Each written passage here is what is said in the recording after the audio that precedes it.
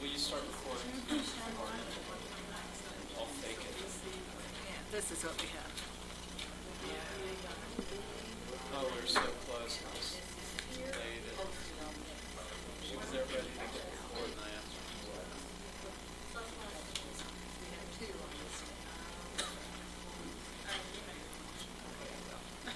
I read them. Did you catch anything? I didn't catch anything. How's work? I've been in this word at the time. Oh, I like it when you mention it. So glad something. This is my side job.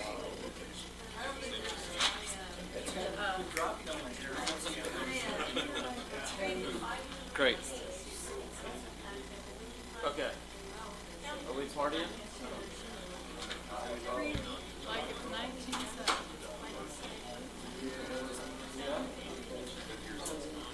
I know. Oh, I got another meeting after. I have to feed the liquor or something. Good afternoon. Good afternoon. The time is now 2:03. I'd like to call to order this regularly scheduled meeting of the Thompson Springs Special Service Fire District Administrative Control Board regular meeting on Tuesday, October 15th, 2019. Those present are Greg Halliday, Jalen Hawks, Mary McGann, Terry Morse, Rory Paxman, Evan Clapper. First up is citizens to be heard. Any citizens to be heard regarding the Thompson Springs Special Service Fire District? Seeing none, we'll move on to approval of minutes. Do we have? I make a motion we approve the minutes from September 17th, 2019 week. Motion made by Mary McGann, seconded by Terry Morse. All those in favor? Aye. All those opposed? I'll say aye, but you didn't ask for discussion. Oh, Mr. sorry, Chairman. discussion. Dang it, that's twice today. I don't have a discussion. Thanks for keeping me honest. So yes, I'm voting aye. All right, motion passes 6-0. Next up, ratification of payment of bills. Right, the Grant County bills to be approved for Thompson Springs Fire District 10/15/2019. Total bills $4,386.74. Total bills and payroll $4,920.04. Motion made by Rory Paxman. Seconded by Terry Morris. I'll call for a roll call vote. Greg Halliday. Aye. Jalen Hawks. Yes. Mary McGann. Yes. Terry Morris. Yes. Rory Paxman. Yes. Evan Clapper. Yes. Next up is Fire Chief's report. Not seeing Mark, I will read through this. Recent incidents. September 22nd, fall from a moving vehicle at Thompson Exxon. September 23rd, cut wrist, Thompson residence. September 24th, person lying next to I-70 mile marker 172. September 26th, stomach pain, I-70 mile marker 202. October 2nd, brush fire, mile marker 187, and also October 2nd, brush fire, mile marker 191. Equipment, 2 new batteries for engine 31. Training, pediatric advanced life support training at Moab Regional Hospital on October 11th and 12th. And other, both office furnace and bay heaters have been tested and are working. Generator still needs work. That's it for the Chief's report from 10:15. Any new business? Any old business? Future considerations? Public hearings? Any need for a closed session? That brings us to the end of this agenda. I would adjourn this meeting at 2:07. Good afternoon. It is now 2:07. Welcome to this regularly scheduled meeting of the Grand County Council. Those present are Greg Halliday, Jalen Hawks, Mary McGann, Terry Morse, Rory Paxman, Evan Clapper, Christina Sloan, Ruth Dillon, Chris Baird. I would like to start this meeting with Pledge of Allegiance. Judd, would you like to lead us in the Pledge of Allegiance?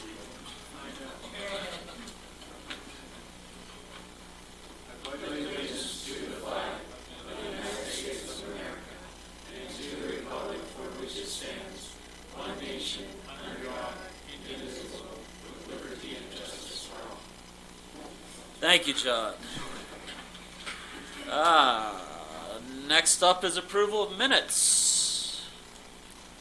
Mary, I make a motion that we approve the minutes of September 17th, 2019, October 1st, 2019, regular county council meeting, as well as the joint meeting of the Moab Valley Fire Protection District with the county council. motion made by Mary McGann. Second. Seconded by Terry Morris. All those in favor? Aye. Aye. Motion passes unanimously. No, it doesn't. Dang it, discussion! Sorry, I've had too much stoke. Go, Jalen. Edits, I did please. tell him to move the meeting along quickly, so it's in his defense. I just had one on the, get the right minutes up. I believe it is from, sorry, yes, it is from, computer's not cooperating. It's not moving very fast. It is from, no, I don't, because I've marked up my computer copy. Tuesday, October 1st, regular council meeting. And I would just, I don't really have any corrections to make, but in the discussion on the page 3, September 17th, it was the discussion on the Canyonlands Healthcare Special Service District and Grand County EMS Special Service District. Discussion on how the healthcare sales tax should or could be allocated, and I feel like there are comments missing.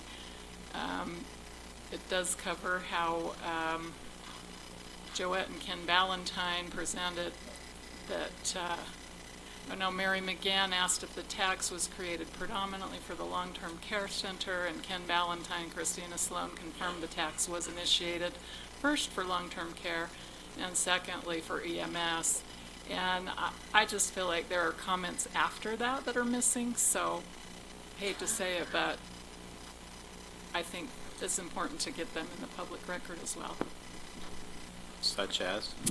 Well, such as, well, I made a comment myself that was, I felt like it was very much a joint effort, and I was very proud of our community for coming together like that. I believe Andy made a comment, if I'm remembering correctly, about how they were asked to join the effort, and they did jump on board and worked probably just as hard. I'm paraphrasing that. So I feel like those need to be part of the record, because if you read these minutes, it looks like, oh yeah, definitely healthcare sales tax should predominantly go to one entity over the other. And I don't feel like that's a fair presentation of how the discussion actually went. Wow. I have to editorialize and paraphrase these things, so Yeah, I understand that totally. so I guess I would just recommend that if somebody has alternative editorial framing to, let me know. It's hard for me to make adjustments like that, because we can't draft everything for verbatim. No, and I don't even think that should be on the table. If you'd like, I'd be happy to listen and see if I'm completely out in left field here. Well, Because I know your time's very limited, but then I might seem prejudiced. I would just say that to make those adjustments, we would probably have to postpone these minutes and then work on filling out that discussion, how you think it went. Because I can't don't know that really. we need to postpone, but I imagine these comments will probably be in the set of minutes for today, correct? I can include this discussion, yeah, into these minutes. Don't want to make your life Great. any harder, but All right. yes, I'm ready to vote. Any further discussion? All those in favor? Aye. All those opposed? All those abstaining? Yep. Motion passes 6-0 with one abstaining. The record please show that Councilmember Wells joined the meeting during the discussion on the approval of minutes. I would entertain a motion to postpone the other minutes. I make a motion to postpone the minutes from June 10th, September 20th, October 2nd, and October 8th. Motion made by Mary McGann, seconded by Terry Morris. Discussion. Seeing none, I'll call for the vote. All those in favor? Aye. Motion passes unanimously. Next up, ratification of payment of bills. All right. Grant Rory. County bills to be approved for 10/15/2019. Total bills, $552,784.55. Total payroll, $253,536.00. Total bills and payroll, $806,320.55. Motion made by Rory Paxman. Seconded by Terry Morse. Any discussion? Seeing none, I'll call for a roll call vote. Craig Halliday, Aye. Jaylen Hawks, Yes. Mary McGann, Yes. Curtis Wells, Aye. Terry Morse, Rory Paxman. Yes. Evan Clapper, yes. Motion passes unanimously. Next up is council member disclosures. This is just a placeholder as a reminder for council members to disclose anything that might be relevant to tonight's agenda. Jaylen. Yes, I will disclose that for the agenda item discussing Arroyo Crossing project and the proposed road going from that project down Budweiser Lane and out to the highway. I have a brother and sister-in-law who own property right on the corner of that proposed road. Thanks for that. Yes? I'll disclose, item W. I own a rental company for UTVs. Thanks for that.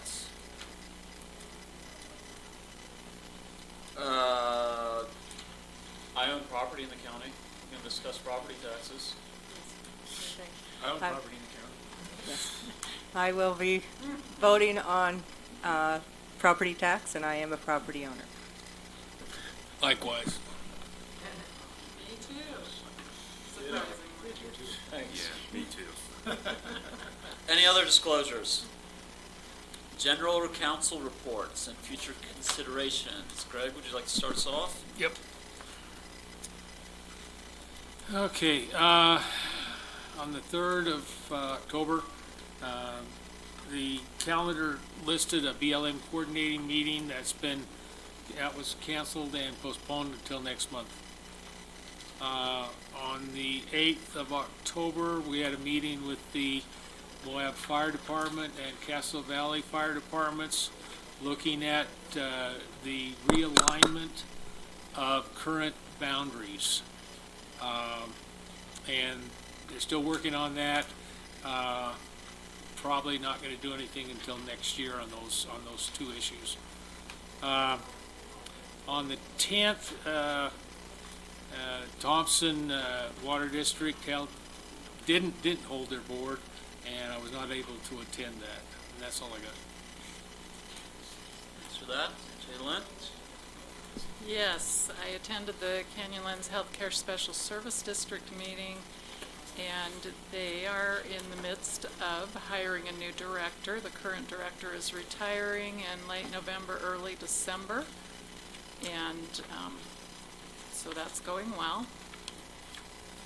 Also, I've solved the mystery, Mr. Chair, about the ribbon cutting on the 16th. Yes. That is actually for the care center. They have a memorial garden that they will be holding a celebration and ribbon cutting on the 16th, which is tomorrow, right? Yes. I have to look in my phone. But anyway, I think Yes. it's tomorrow. And it's a garden to memorialize, honor those residents at the care center who passed away. They'll be serving light refreshments. The entire community is invited to come and attend this event. And beyond that, I went to the elected officials, 3 councils, and Congressman Curtis and staff, as well as a representative from Senator Romney's office, at the Moab City Council chambers last week, like many of you, and also to the 10 years, 10 million ton celebration at the Lions Park, and I'm sure Mary will report on that. Mary, what a segue. What a segue, yes. Oops, I just, sorry, just lost my notes.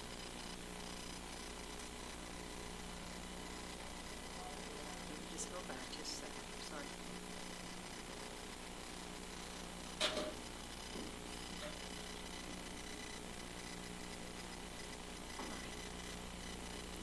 On, the October 2nd, we had, I went to the overnight criteria meeting that we had here, and I thought it was a really good meeting. I thought a lot of things were discussed to move this process along so that we can start to have a way for people who want to build overnight rentals and such a means forward. It went really well, and lots was discussed. Went to the forum on Monday to listen to the various people that were running for city council. It was really interesting, a lot of people with a lot of knowledge. It was very good, not very well attended. Then, as Jaylyn said, the meeting with the councils and John Curtis, which I thought John Curtis really was open and willing to listen, and a lot was accomplished at that meeting. And then there was the celebration of the 10 million tons of tailings removed with speakers from the DOE and Congressman Curtis and myself, and it was exciting and fun, and we had yellow cake. Yes. I was really happy at that idea. When they said, "What should we do?" I said, "Let's have yellow cake." I went to the homeless coordinating committee, and we are moving forward with coordinating with the state so that the records that go forward are more accurate as to what we are doing. Okay, Solid Waste Special Board, all the tires, if you go up to Moab landfill, you will notice that there are no more, there's not, that huge pile is gone, which is really exciting, and they think they have found a way to increase the longevity of the Moab landfill by a few years, which is really good news. And then we had our meeting today, our budget workshop. So that's what I've done for the last 2 weeks, plus a few other things. Thanks for that. Curtis? Jay Lenz covered the luncheon with John Curtis. After that, I have nothing to report. Thanks for that. Derek? I attended the overnight accommodations meeting, as Jay Lynn reported on, and then I spent a fair amount of time during the past couple of weeks trying to help get the mosquito abatement district a little bit more on solid ground and footing. Then I had a conservation district meeting, which is business as usual. They're doing a great job with the things that they do with regard to conservation throughout the county. And that pretty much took up all my time. So that was it. Thank you. Thanks for that. Well, I went to the John Curtis thing too, and also out to the thing for the celebration for the 10 million tons. But also Airport Board will be bringing up a new board member.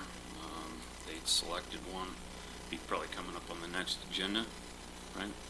And then also Armstrong's will be sending out a new RFQ or whatever it is to get we gotta select a new one, or they gotta rebid, so, for our engineer. And then, other than that, Thanks for that. As well as all the other, sorry. please. And sadly, we're losing one of our good employees. Judd has decided to move on. So, wish him luck, and he's been really a great asset to our county. So, Thanks for that. We're gonna get more of an update on this from the. Well, okay. Thanks, Judd. As well as these other group meetings that were attended, I've also been attending the Budget Advisory Board. We had a workshop this morning about noticing for a possible tax increase. Other meetings, the cemetery is gonna have an open house for their columbarium, as well as some other facilities out at Sunset Memorial. I don't have that date right in front of me, but there's gonna. Saturday? Is it this Saturday? I think I noticed that, I think there's a notice in the newspaper. and we got an email. Yeah, so keep an eye out for that. It's just like it's just like a drop-in sort of thing. If you have any questions, if you'd like to see the new columbarium, it's coming along quite nicely. Trail mix is rocking and rolling. I met with the EMS Special Service District as well. They are kind of wrapping up some of their budget stuff for not just 2019, but 2018 as well. And just as an update for the council, they seem to be moving forward with the building project in their current location on the hill at the old senior center. So some questions that will kind of come out of that is where the best solution for the other county entities that are going to be displaced during that movement, and who's got dibs on the bus barn space. So it's kind of nice to have a spot picked out. There hasn't been any kind of like sign on the dotted line, but that seems to be the best option moving forward, unless there's any unforeseen things for EMS. I think that was the most exciting thing from that meeting. And that's all I got. Besides this monumental meeting that we just had with the town of Castle Valley and the city of Moab approving a joint resolution opposing the NPS directive allowing off-road vehicles in the national parks and monuments in the Southeast Utah group. So thanks to everybody for that rush job responding to that and all the heavy lifting that went into that to make that happen. Next up would be elected officials reports. Chris? Or sorry, I didn't mean to see. Anything to report from our elected officials? So the city election, general election ballots were mailed out today. Those usually take about 5 days to hit mailboxes, so those are out. And just been super busy with budget stuff. That's my report. Not seeing any other elected officials, we'll move on to council administrator report. Let's see, I guess the biggest thing going lately is making sure the airport is going to be in good hands. Judd, of course, has done a beautiful job in his 5 years. This month is his 5-year anniversary, and brought in a whole lot of grant money, as you know, and basically tripled the size of the airport. So we are working through the transition. His last day is the end of this month. Obviously, there are other positions. My assistant, Brian, he will also be departing from us in the next couple of months. My own position is out for advertising. It's being noticed starting this week. Lot happening in my own department. I did get a chance to meet with Judd and Armstrong Consultants, the airport engineer of record, to work through transitional things. We do have a big taxiway project still coming up, so we do need to get an airport director in quickly. We have an agenda item to look at a reclassification of the job description so that we can start advertising at a rate where we can get good candidates in nationally. I don't think we have any good candidates here in Moab, other than retirees who are not interested. We've been looking. So more on that later. I think that's all I have right now. Thanks for that. That brings us to department reports. Sinceros. Hi, everybody. I'll try to keep it short. I'm not the greatest on reports, but you should have got a handout in your packets that go over kind of what I do in my department. My department is just me. It's kind of a fun term, but I take care of all the computers, servers, databases, networks, surveillance stuff, websites, telephone systems, 911, email, strategic planning for various things, file management, et cetera, et cetera. Since last time I came up here, I did add a new server over at the sheriff's office. It's a big server that they have for their body cam system.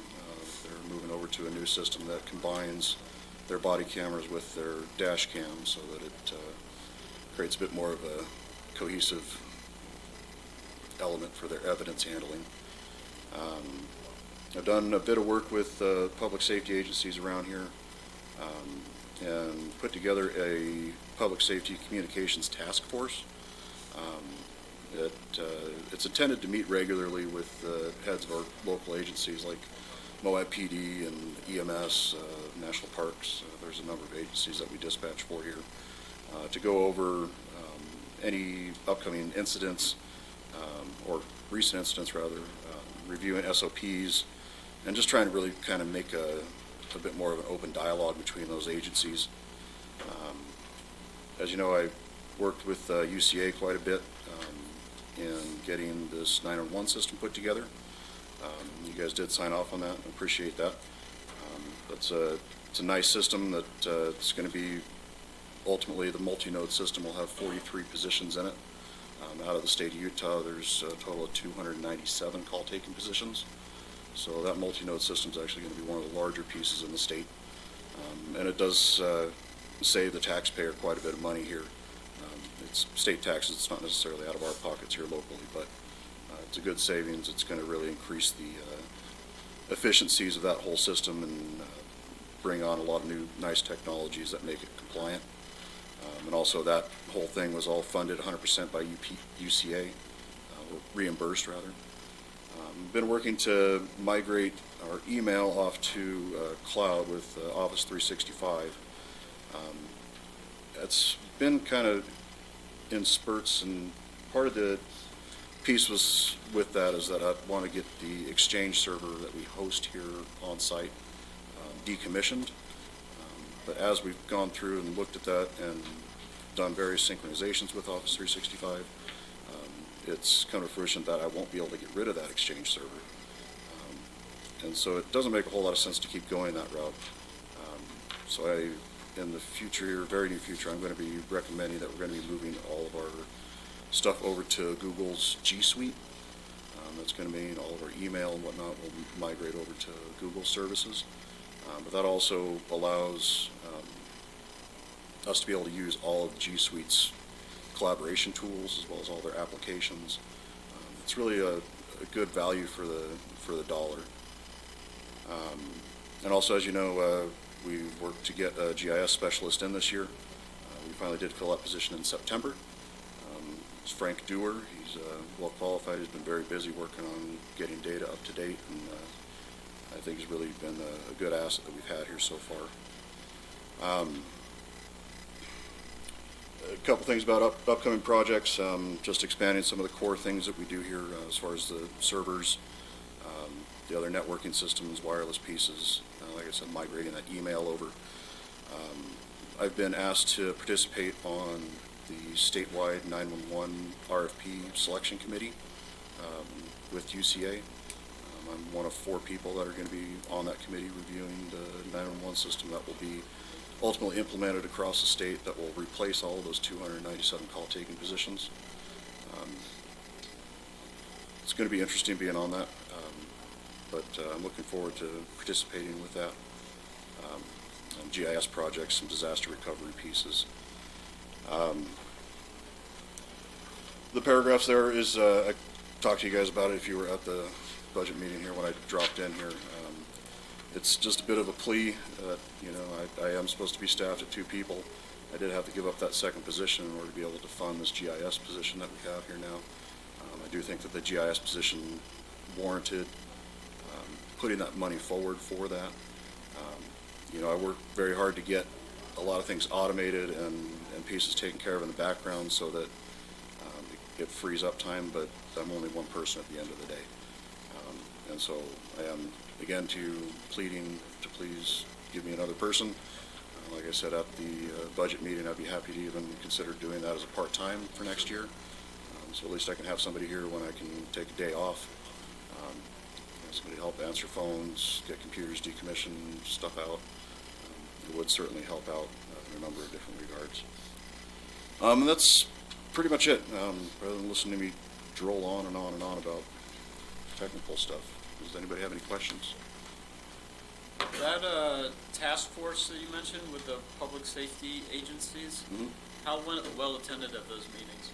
When we do hold them, they're very well attended.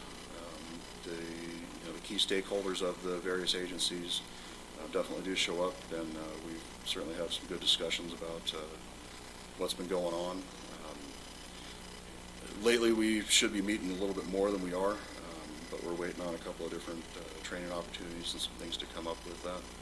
But it's definitely, like I said, a good avenue to be able to open up that dialogue there. And it also should serve as a platform to be able to have those agencies be able to discuss costs, particularly when it starts coming to dispatch costs.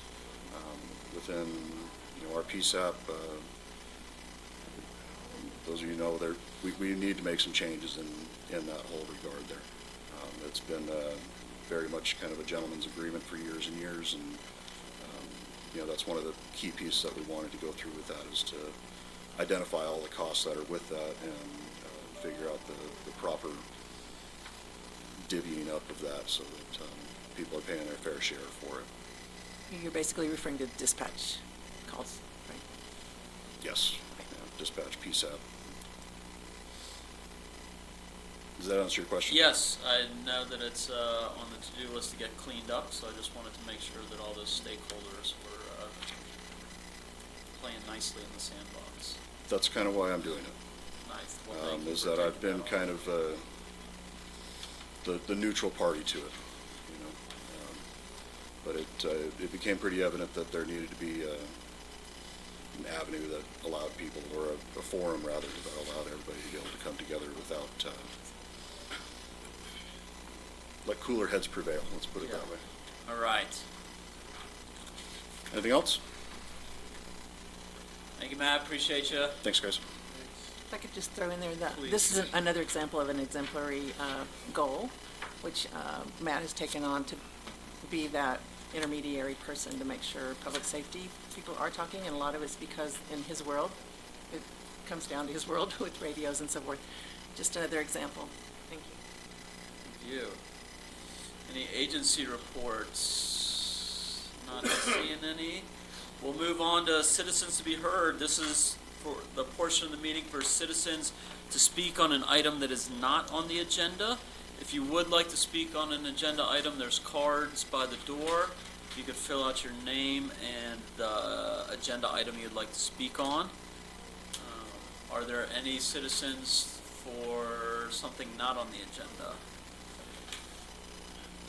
Going once? All right, moving on to presentations.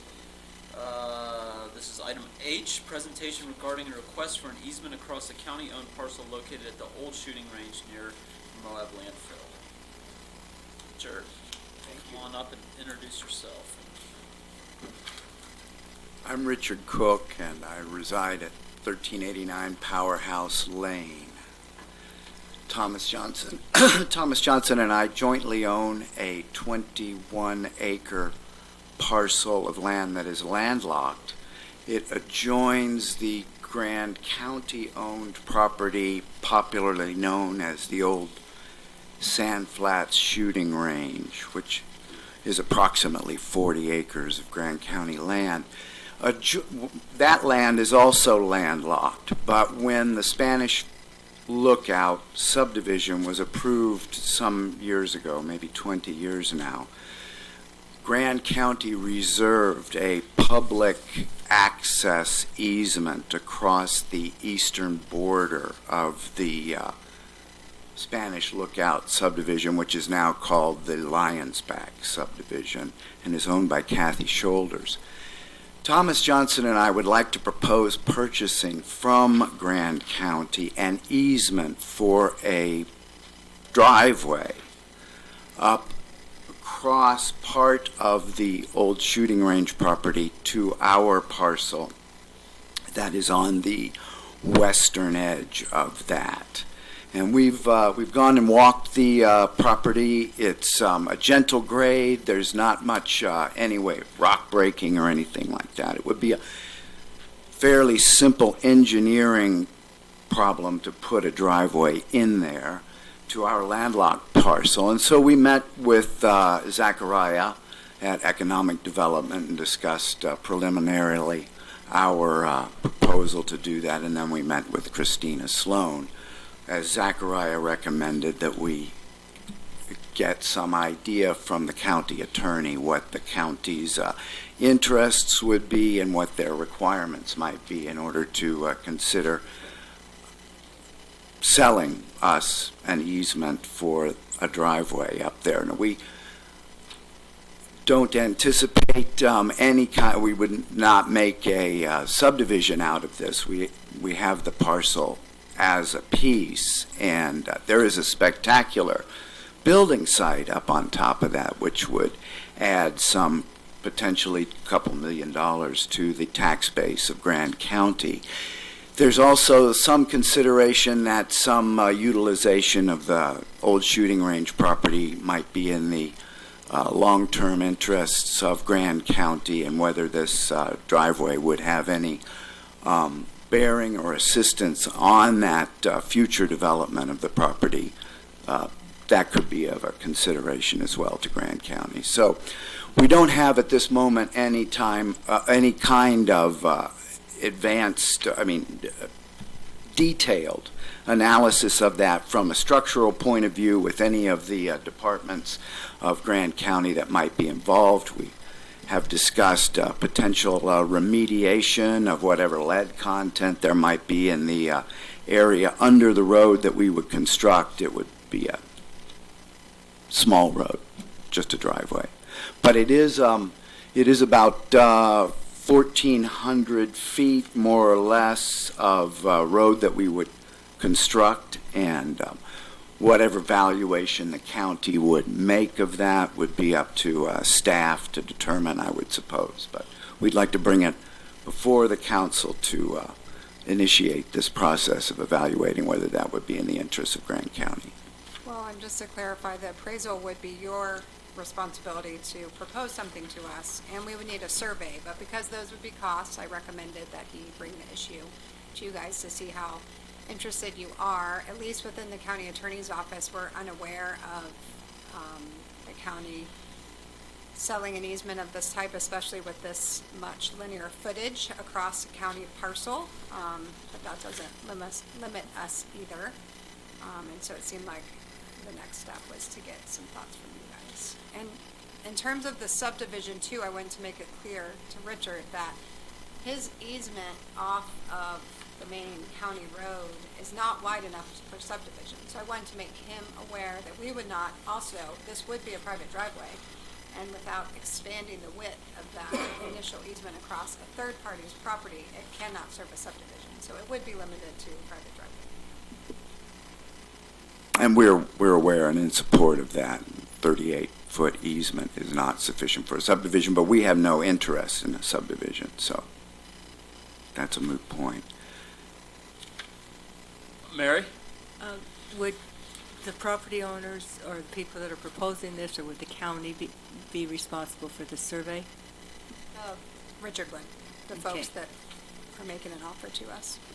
And I know when Sandflats was looking for a place to relocate, we looked at that parcel, and the cost of dealing with lead was greater than, I mean, it was enough to move us away from that idea. Would that type of cleanup be necessary for a road?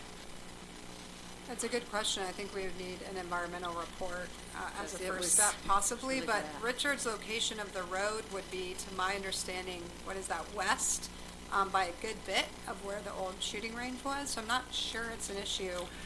That where would he's be got his something road you'd want to proposed. find out. 'Cause it was really expensive. Oh, yes, I remember it was in the million-plus range, the remediation of the entire parcel. As Christina mentioned, our proposed road more or less is along the boundary of the property, subject to some drainage considerations and such, but it is on the western terminus. The berm that was used as a shooting range is on the eastern terminus, so it's separated. That would have to be something you'd have to look into, correct? Yeah, we do need to look into it, and I did bring up to him, because it was an old shooting range, that there will be some concerns about liability, and yes, we can build into an easement document that the grantee would indemnify the county and be responsible for insurance, but ultimately that would be likely an individual who owns his home, and that exposes the county to risk. So it's certainly an analysis we would need to make if you guys are interested. But it would bring some money to the county with the selling of it. We need money. The selling of the easement would, of course, be a remuneration to the county from Mr. Johnson and I. But in the long term, the tax from the property owner, I anticipate that this, while we would want a utility easement as well as an access easement, I anticipate that the house that would be built eventually up there would be off-grid, so it really probably would not have utilities needing to be provided by any of the service agencies here. But that's a consideration that would be some distance off into the future. We do have Bill Jackson here. Do you want to weigh in at all, Bill? Are you aware of this proposal? He knows to come up. It's not as frustrating. He doesn't have to be asked. Yeah, I've had a chance just to kind of go through it. One of the things you've already spoke about, first thing come across my mind was remediation of the lead, if that's would be a need. I'm not aware of what the council's purpose would be for any other part of that property that's outside that remediation area. You did mention that you think it's just what I read was a 50-foot right-of-way, unless I read it wrong. And of course, that don't fit in anywhere in any of our road standards, but you're saying a driveway, but probably more of a private access lane or a track, just probably a track. Essentially for that, you just need a 24-foot right-of-way. And that would be fine with us. We just need a component of that for potential Utilities, right. So, other than that, that's, I wouldn't have a concern one way or the other unless the county was gonna somehow use other parts of that property for something. Thanks. Other council, Craig? Yeah, the only comment I would make on this is that I would want the road to go as close to the property boundary as possible, so we don't end up creating little islands of land that weren't contiguous. Understood, and Mr. Johnson and I have sketched out a route that it provides those provisions.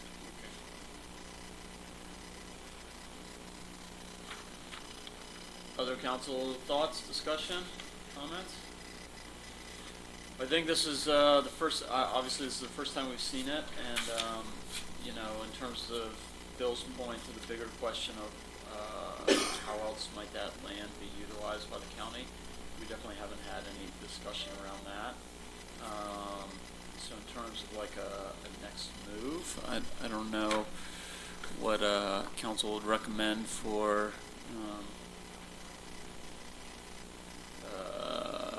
Thanks, and now straw poll to let Richard know how it's being perceived, so he knows whether he should go spend some money on giving us,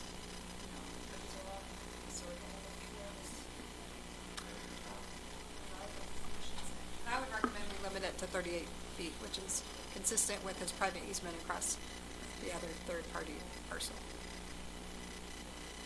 Kenny, is there anything from the Community and Economic Development Office? Have you discussed this at all?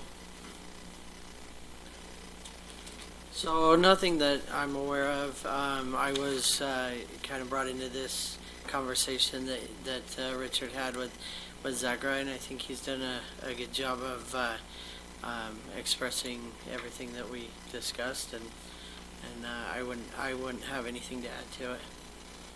Thanks for that. Head nods, straw polls, what's people's interest in moving? I know to use that property, if we ever do, is going to be very expensive, just because of the cleanup. But from what I'm understanding, it won't go, it just be on the edge of our property. I'm trying to visualize it. The proposal, Richard, correct me if I'm wrong, is on the essentially northwestern boundary to the southwestern boundary. Okay, so the north, so, okay. There's a drainage there, a minor drainage, Mary, that we would engineer some crossing for, and, thank you, Bill. So, do you have the maps? Yeah, they're zoomed in pretty zoomed close, in. so it's, So I think what Councilman Holliday was suggesting is for that access to be closer to the Shoulders property and going down that line there, that property line, because it does kind of veer off. But the topography, you can build anything, don't get me wrong, but you know, the topography may not lend to that, and maybe it's a steeper grade. You know, so that's something we can look at, I think. You know, I don't think we need to just say, yeah, put it right there where that line is. You know, if you go with it, it probably ought to be looked at and see if there's a little better way to get there, or less disturbance, maybe, something like that. Would you agree with that? We'd want to take into consideration erosion, wastewater drainage, that sort of thing. I think it's a fairly simple engineering thing, but there are some determinations of the exact route and how it would intersect with those. Maybe there are two drainages, or there is one, but at any rate, there's a couple of little technical aspects with the drainage, but other than that, there's not much rock, there's not much challenge as far as building this. It could largely be done fairly quickly. Greg? According to this map here, this is your property. That's correct. This is the Grand County Yes, property. it is. You propose to come across where? Well, this northern part right here Yeah. is the dedicated easement to Grand County for public access, and we would come along this side, this All the way down west. to here.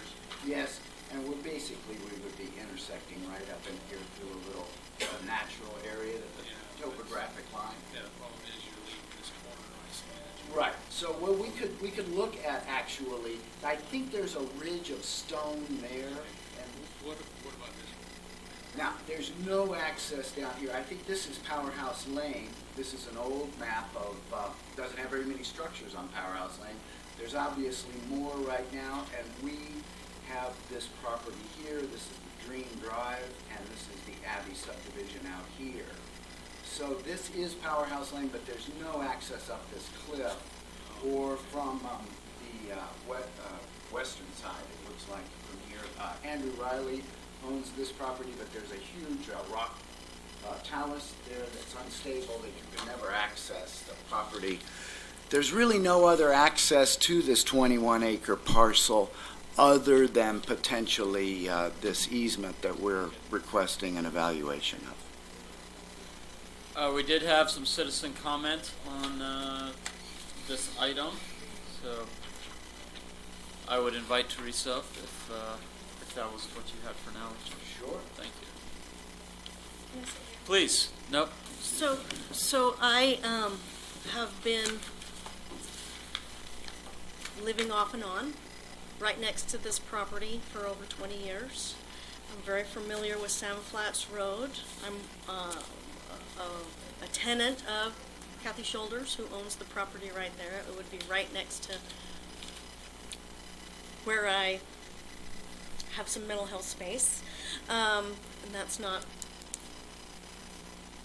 I'm very concerned about putting another entrance on that Sam Flats Road, and I just want you to think about that very carefully as you do this. There's so much traffic on that road. I don't understand if this would be a private road, if it would be a public road.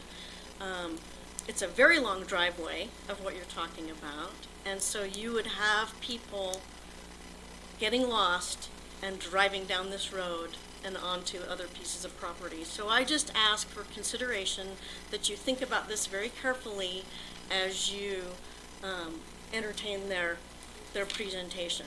So those are my concerns. Thanks for that. Just to clarify, it would be a private driveway. Just so you know. And so, And it wouldn't and be who a would new- enforce it being a private driveway when people pull off to the side and camp? Oh, no, we would gate this. We would gate it on our, we would request that the county allow for a gate at the beginning of the subdivision to eliminate utilization of this track other than by the property owners. There's an existing entrance where you have the easement across the shoulder property, or is it the county? It's county easement. It's dedicated public access easement to Grand County. Okay. And that is a built-out access. Like, is that how you access your property? Or is it not built? No, it's not built, but it is fenced. It's surveyed and fenced. Thomas and I walked it the other day. So it would require new access, to Teresa's point. Well, it would require an intersection with Sam Flats Road. The easement is there, but no road exists. Well, it sounds like this is very early preliminary sort of spots. I think that you're not getting a lot of no's from the council. So I think if there was a more formal sort of presentation that of what some specifics around it, that we'd be happy to entertain something.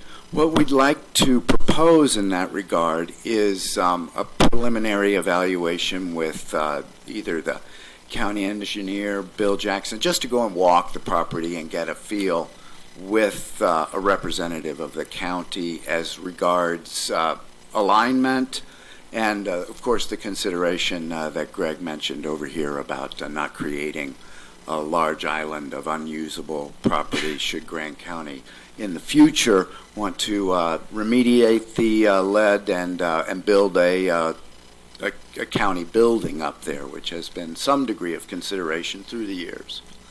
So might that be something that we could look at as a next step of determining if this is feasible and attractive? Bill, how's your schedule? Got some time in 2022? I don't mean to make light of it, but I know that it's there's a lot on everyone's plate right now. So, is it okay if you guys follow up and see what we can work out. We don't have to nail it down right now, but I think if you, great. All right. Thanks for that. Yeah, I'd be willing to look. All right, there you go. Christina, isn't there something on the state books about landlocked parcels and right-of-ways to them? Only if we created the landlocking. So if we had subdivided his parcel off and then sold it to him without access, we would be required to provide access. But he has their property, eventually, there's a grandfathering piece that's on the other side of Mill Creek, so they could build a bridge across Mill Creek, which is very expensive. So that's why they're looking at this alternate proposal.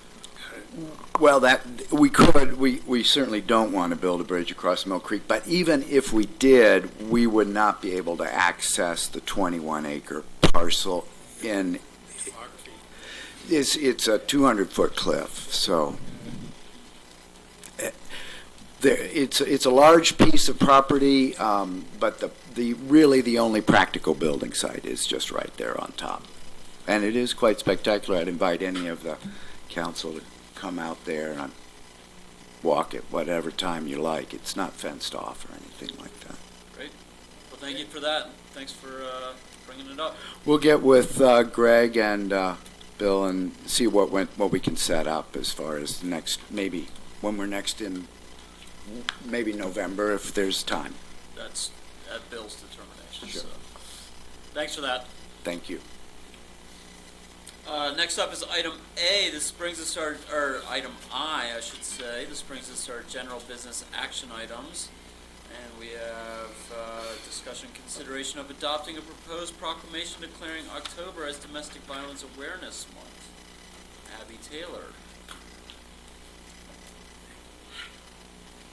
I did not bring the proclamation with me, but I just wanted to say that as domestic violence is better recognized in our society, victims of violence will know that their treatment is inappropriate and unwarranted, that there are services available, and that they deserve to feel safe. I wanted to quickly review some of the statistics that we shared in our request recently. In 2018, our shelter served 89 individuals, 33 of which were children. In addition to our shelter services, we have outreach services, and altogether we served 343 individuals. This is an increase of 24% since 2017 and nearly 100% since 2014. And in the first 3 quarters of this year, we provided $95,000 worth of financial assistance. This came in the form of rental assistance, free counseling, utilities, legal fees, and other types of services. So on the behalf of CKAVN, I'd like to thank the council for presenting this proclamation. Domestic Violence Awareness Month is one opportunity to promote this education and to initiate this conversation, and I appreciate the recognition. Thank you. Thank you. If I may, Domestic Violence Awareness Month proclamation. In recognition of the important work done by survivors in domestic violence programs, Grand County urges all citizens to actively support CKAVN Family Crisis and Resource Center, other victim services providers, and their efforts toward the elimination of intimate partner violence. Whereas in just one day across the U.S. and its territories, nearly 75,000 victims of domestic violence sought services from domestic violence programs and shelters. That same day, more than 9,000 requests for services, including emergency shelter, housing, transportation, child care, and legal representation, could not be provided because programs lacked the resources to meet victim needs. And whereas the impact of domestic violence is wide-ranging, directly affecting individuals and society as a whole, here in this community, throughout the United States and the world, and whereas racism, homophobia, transphobia, ageism, and discrimination based on physical ability, nationality, or other factors help to perpetuate domestic violence and make finding safety even more difficult for some victims, and whereas the need for safe house continued to be rated as survivors' most urgent need, and whereas Grand County joins the others across Utah and the nation in supporting victims of domestic violence, as well as local programs, state coalition, national organizations, and other agencies nationwide who are committed to increasing public awareness of domestic violence and sending a clear message to abusers that domestic violence is not tolerated in Grand County.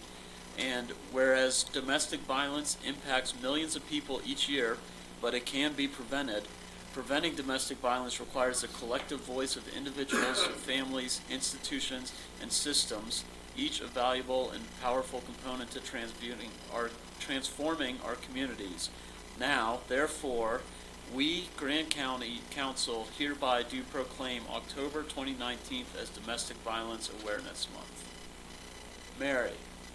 I move to adopt the proposed proclamation declaring October as Domestic Violence Awareness Month and authorize the chair to sign all associated documents. Second. Motion made by Mary McGann, seconded by Curtis Wells. Any discussion? All those in favor? Aye. Aye. Motion passes unanimously. Thank you for all your work. We appreciate what you do for our community. Next up is item J, approving proposed independent contractors agreement with Love Communications for the Moab Area Travel Council Media Company of record for 2020-2021. Mary Lou. I'm kind of just got thrown in on this, so bear with me. We had a total of 4 responses that Elaine reviewed and the Tax Advisory Board, and they decided to go with Love Communications. It turned out to be the least expensive, plus we've been working with them for the last 3 years. And they also work with the State Office of Tourism Media. And so that's who we've decided to go with. Nice. Just a bit of info, I did not have time to review this in advance, and it does need some love. So if you would approve it, subject to final county attorney approval.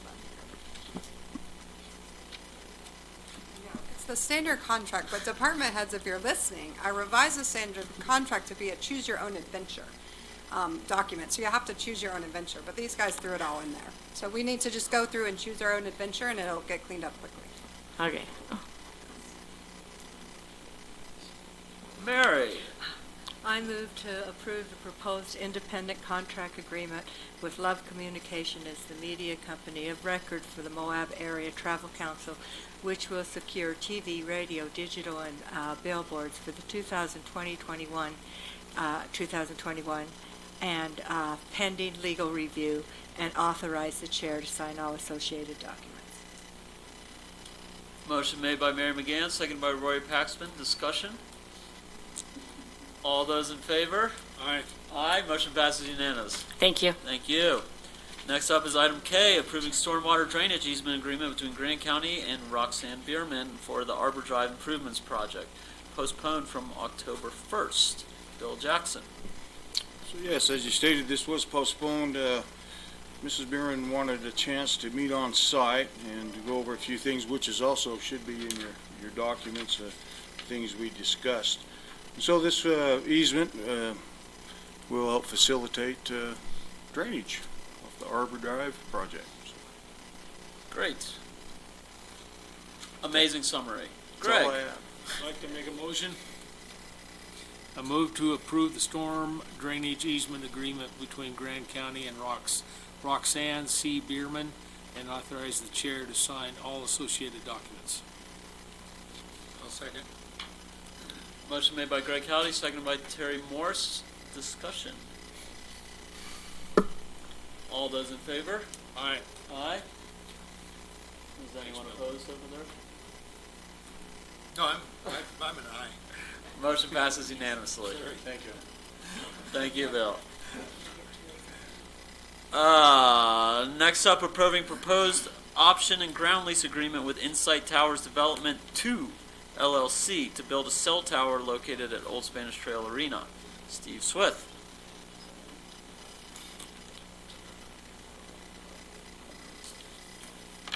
First of all, I apologize for bringing this back so quickly. There's a few things come to light since we initiated this.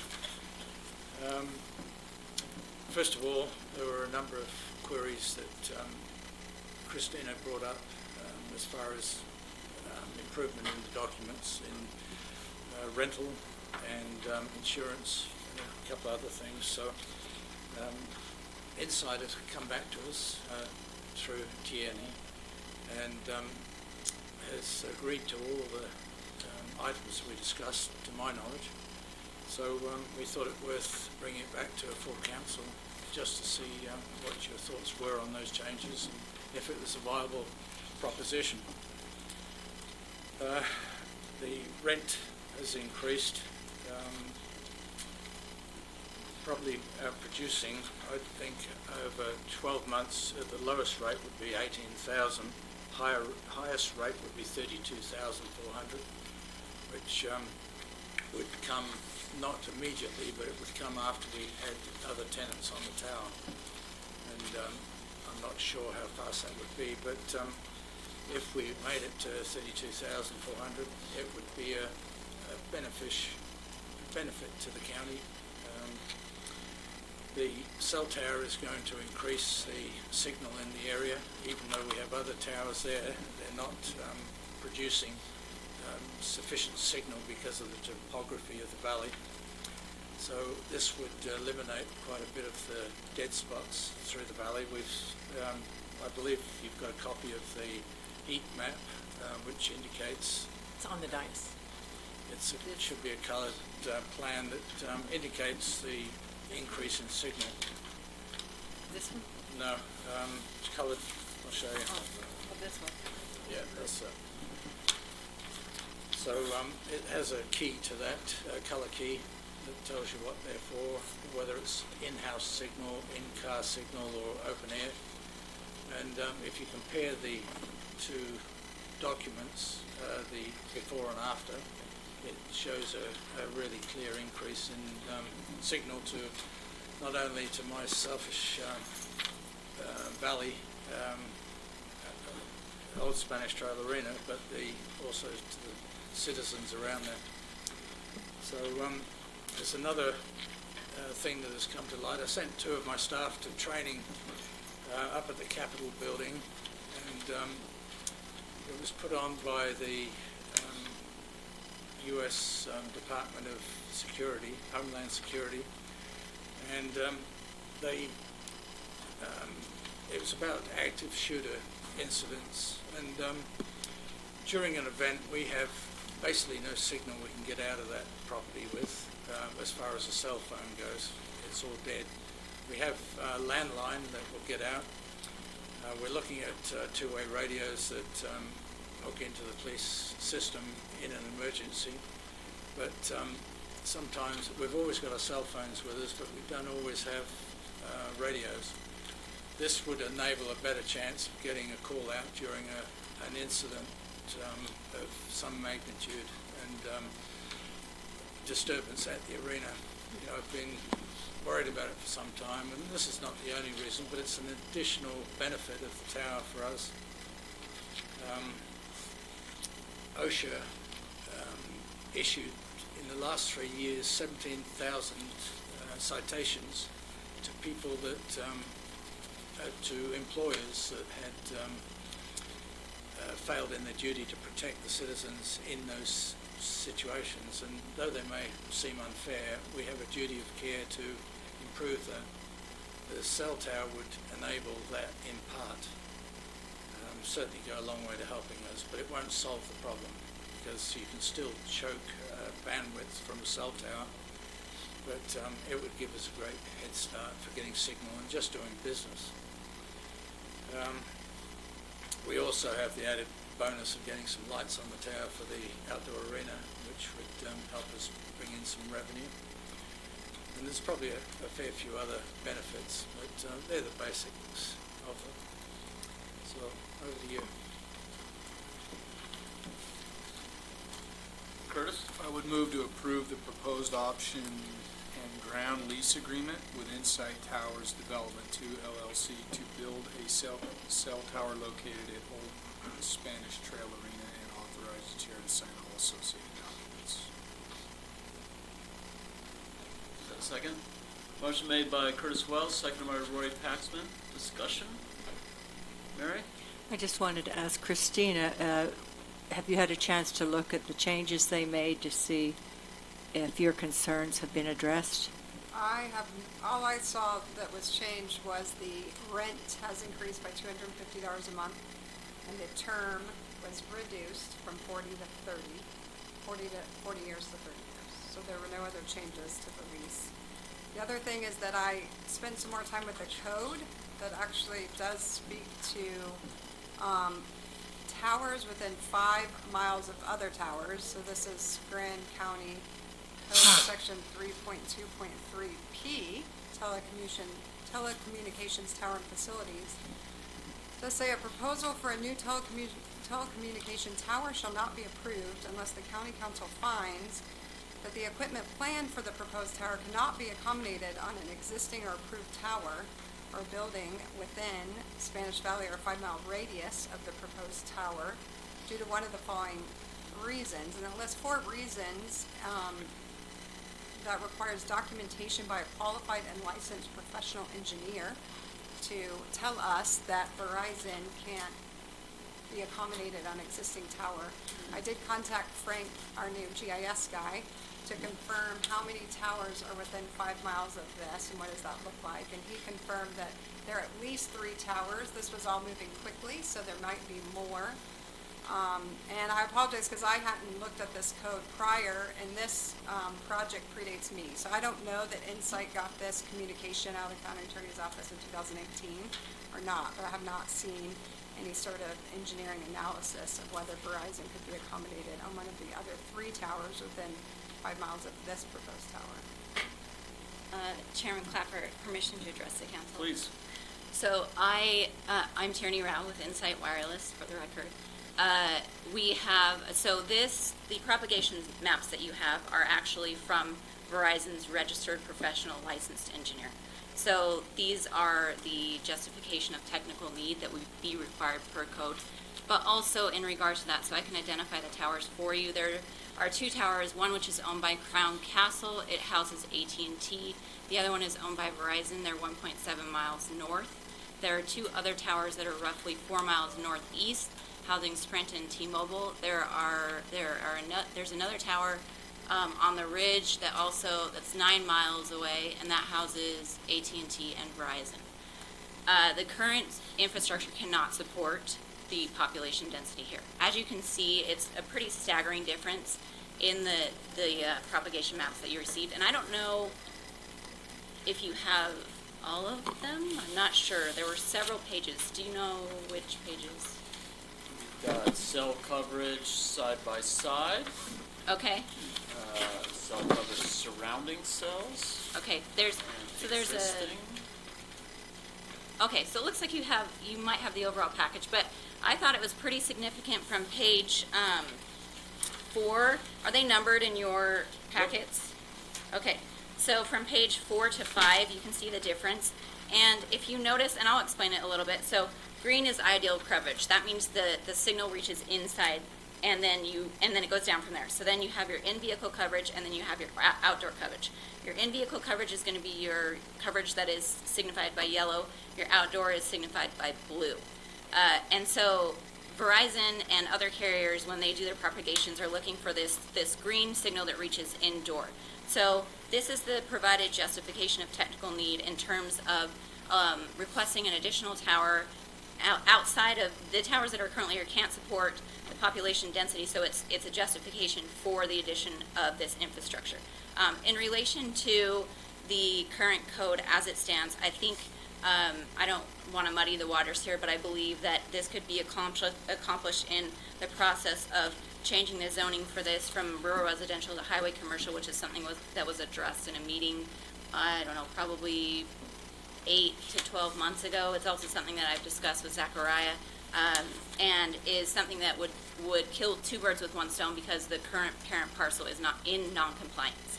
So as part of our process with land use and going through and changing the zoning from rural residential to highway commercial, we would change that parcel to be in compliance, but could also address the issue of the separation distance that's currently in the code when we are amending for that use. So in terms of the codified statute and meeting that statute, I would say that this propagation from the licensed engineer is the technical need document. And then also, I know there has been some back and forth in terms of Christina coming in and kind of after we had already done some of the initial negotiations in the lease. And I think there were some other provisions that were discussed in the last meeting that we should probably also highlight. Insurance was something that was very big, a big deal for Grant County, and we did address that. So our insurance limits have increased, and they meet Christina's.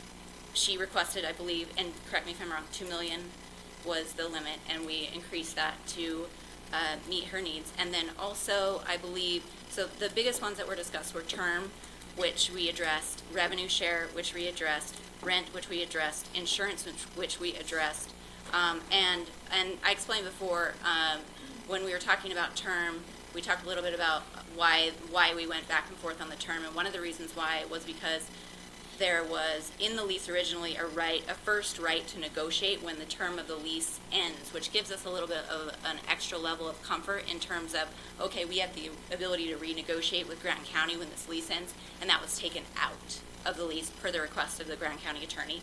And so that's why we asked for the term to change, and then now, of course, I've provided the red lines back to Christina. So I feel like we have addressed everything in terms of what's been provided to us as feedback. And I know there were some other issues in relation to aesthetics and this also, correct me if I'm wrong here, night sky ordinance, the night sky ordinance, which we could address with shrouding if necessary. But that's something that we would need to put before the FAA and FCC if there was required lighting. And so I know that we addressed that issue. And then there were some other aesthetic issues related to just the pull itself, and those were things that we felt could be worked out in the land use process and get the feedback from the county at that time. Okay, a couple of things there.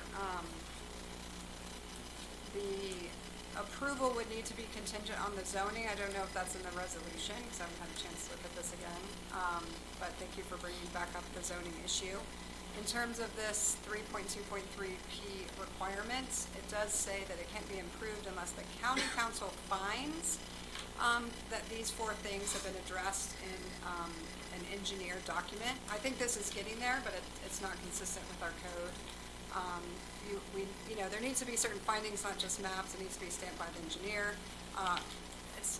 We could attempt to make an approval subject to a later county council finding, but that's awkward. Y'all can, typically when we do that, it's power that y'all can delegate to me or to the Community and Economic Development Department or the county engineer to clean up later.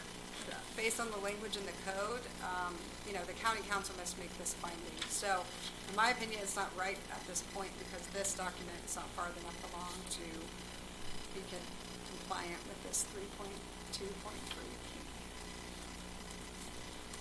Could it be a statement that you did similar for the easement where it's contingent upon approval from the Grant County Attorney's Office? Well, that's the problem, is the language in the code says the county council has to make the finding. So, the language is a little bit different than in our typical scenario where there's a requirement typically based out of rules within a department versus statutory language, right, that predates or is an advanced requirement. So another question for you, is this kind of like a chicken and the egg thing here in terms of zoning and The zoning, leasing? I'm fine making it contingent on zoning in the future. It has to be rezoned and it fails if the rezoning fails. Correct, and this is part of the zoning classification, right? The It's not. statute. Nope, it's not a zoning issue, so it's a different statute, and it's related to an advanced finding by a professional engineer that Verizon can't fit anywhere else and provide similar coverage. Yeah, okay, so this is a reasonable and standard industry, this is what an engineer would provide. Like, this is the reasonable industry standard, is a propagation. Okay, you have some maps, but typically you would get text and you would get a stamp. So what I said was this is getting there, but it's not quite there. No, you So- typically don't get a stamp or anything like that. This is the industry standard. It's something that's always presented in terms of it. And actually, in a case where we would be going through this process, this would be presented in the zoning portion Okay, as but this is a based on our classification. code, and our code says we need a document that tells us these four things, and it needs to be stamped by an engineer. Okay, well, so I'm providing you with a justification of technical need. I feel like every time we come before the council, there's some other hurdle that needs to be jumped for this. And I understand that you came into the game late, and I know that that's difficult, but I feel like there's we're clearing every hurdle that we possibly can, and then right when we get to the point where we have done everything we can, another hurdle comes up. So this is never something that's been addressed in this forum before, and we still provided something to that effect. Like, you didn't address it as an issue prior to this, but just out of good faith, we gave you the justification of technical need. Great. So- And I was not brought into this, even coming up on this agenda, so I learned about this a few days ago. So if Steve had let me know, hey, we're gonna go here again, then because I was clued into this issue after the fact, so I have never worked with a tower in Grand County either, so I actually was unaware of this provision previously, but now I am. Steve never contacted me to say this is gonna come back on the agenda, or would have brought it up to say, hey, let's make sure this document is where it needs to be. Okay, did you get a copy of the lease that I sent out? Because I did request that it was sent to any respective party or applicable party that needed it. I think really what I would like to know is what from you, because I feel like we're trying so hard, and there is, I mean, from an FCC perspective, if there's a gap in coverage, and it's something that's a viable, justifiable gap in coverage that we have proven, we have met the burden of proof from the FCC perspective, and this document has done that. I just want to know what you need from us in order to get past I just feel like it's a constant roadblock, and I know, like Steve said, this site's going to greatly benefit the economy here. It's going to benefit tourists. It's going to benefit businesses. But not only that, it's going to increase your E911 capacities and your ability to get a signal out when you have an emergency. So I'm just trying to understand how I can how this is a win-win for everybody, and how I can meet your expectations here. Great, let's have a meeting outside of this meeting right now. And let's go through, I need to look at the resolution and spend more time. I don't expect to need more terms other than a contingency on the zoning in the document that we've gone back and forth on. I need to make sure this is consistent with our code. In my opinion, it is not currently. And then on top of that, I'm going to continue to encourage this council to oppose this application because I think it's a poor use of a very valuable county property. I'm concerned about the fall zone, and I'm concerned about liability for all the residential homeowners that surround this property. I would also like to comment on liability. I think this is something that's been addressed, but I would like to, I think it can be debunked by the fact that there are many respective government agencies such as the DNR, the BLM, school districts, and other agencies that lease property for these cell towers all over the place. You'll see cell towers that are right next to bleachers in high school stadiums, cell towers that are right next to middle and elementary schools. They're on airports, they're in other places. These other government agencies have reviewed the risk and accepted it because the incidence of catastrophic failure of these towers is so low. Not only that, they're also comfortable with the risk of using the space right up to and around the compound. I mean, you'll see these compounds placed right under bleachers or right next to school buildings. It's something that's done on a regular basis. I'm thinking that many of the council members have seen it, and I hope that my forthright nature is not offensive. I'm just trying very hard to meet the expectations of the county because I feel like this site is very beneficial for everyone involved, and I feel like we're just constantly. It's like something new every time, and I also want to be very respectful of Steve's time because I feel like he's put a lot of time and effort into this. Roy, did you have something? Yes. I would just like to say that I've spent some time out at Rim Village with my friends, and they can't even make a phone call right out from outside their house. It's really a bad service area, and I don't know why that is, but we need to do something, and if it's not this tower, we've got to put some tower somewhere. So I just think this would benefit the county. So there's,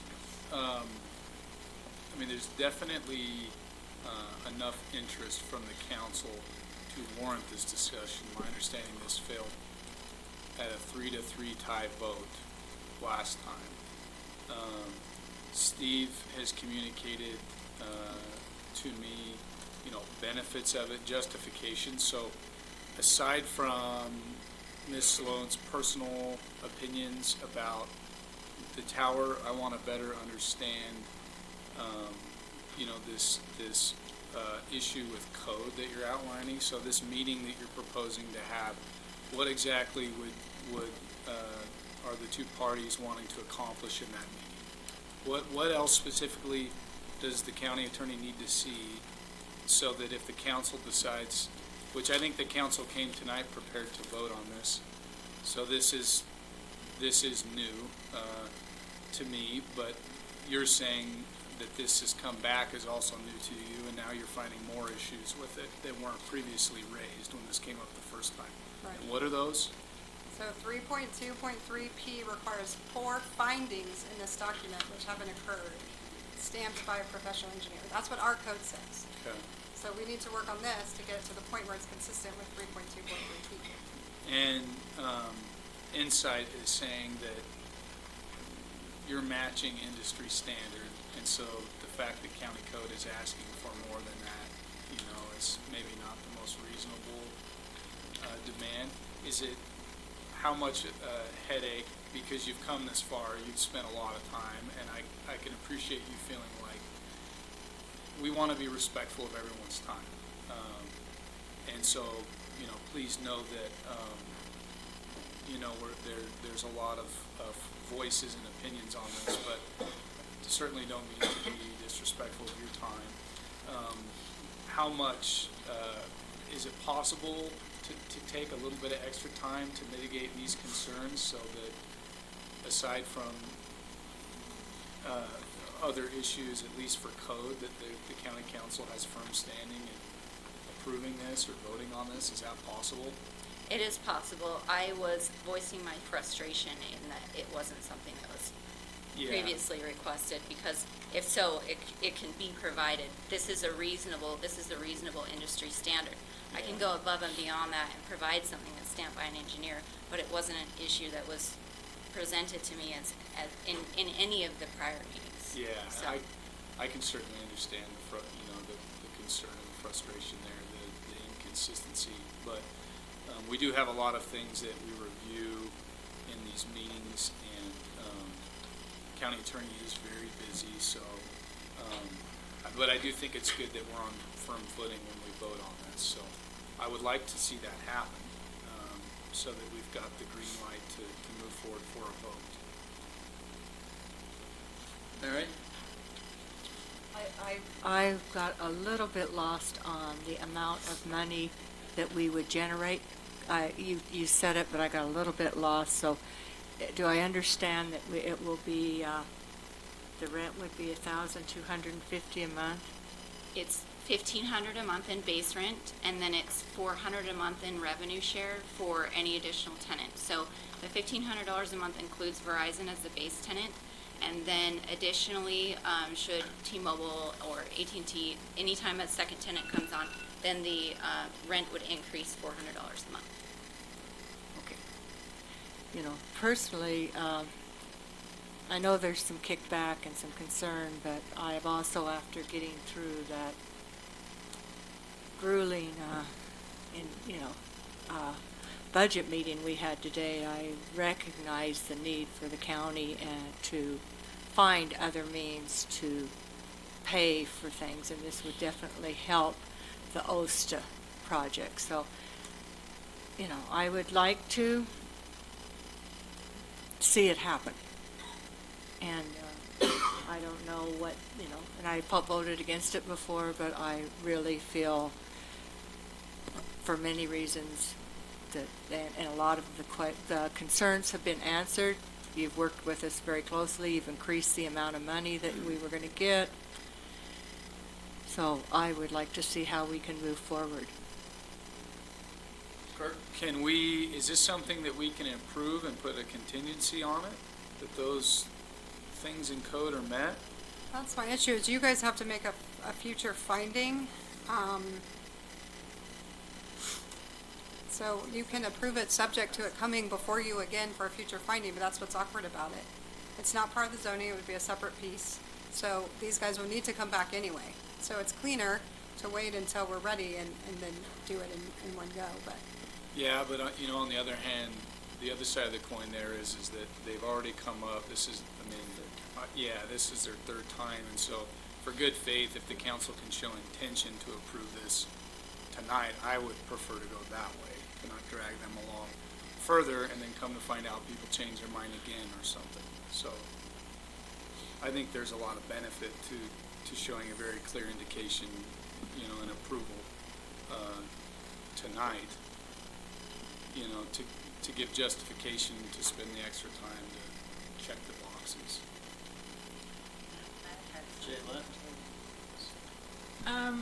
I'm not comfortable doing that tonight, and here's my reason. And I may have missed something, but I read through both of these documents, and I'm assuming the first one was the original, doesn't have any red lines or corrections.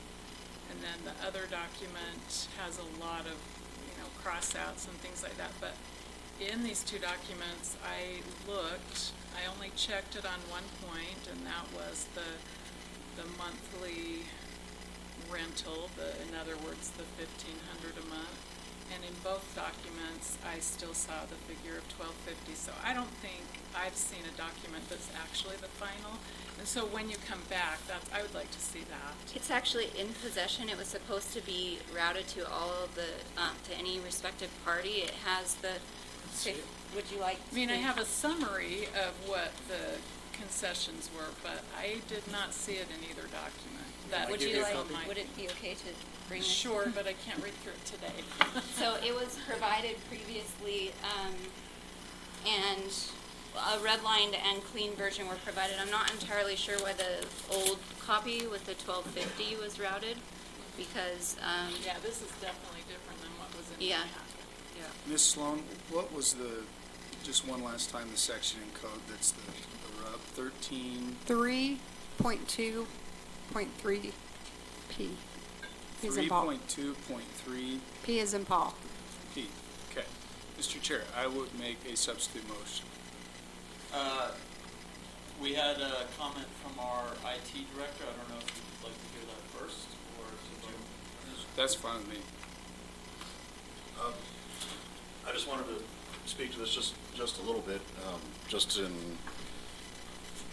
my work with the public safety stuff lately. In particular, there's a whole network out there that's dedicated to first responders. It's called FirstNet. It's actually built on AT&T's network. I realize this is a Verizon tower, but I have worked with FirstNet over the last several years. If you're not familiar with the legislation that it is, that got passed a couple of years ago, they're required within 5 years to cover, I want to say it's 99.5% of the country with high-speed LTE coverage, which is a dedicated first responder network that will allow first responders to be able to get out in the case of large events. Verizon itself also has a public safety corps that provides priority and preemption to first responders.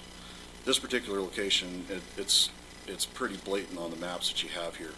And if you haven't been in any part of the valley, you know that the cell coverage out there is pathetic.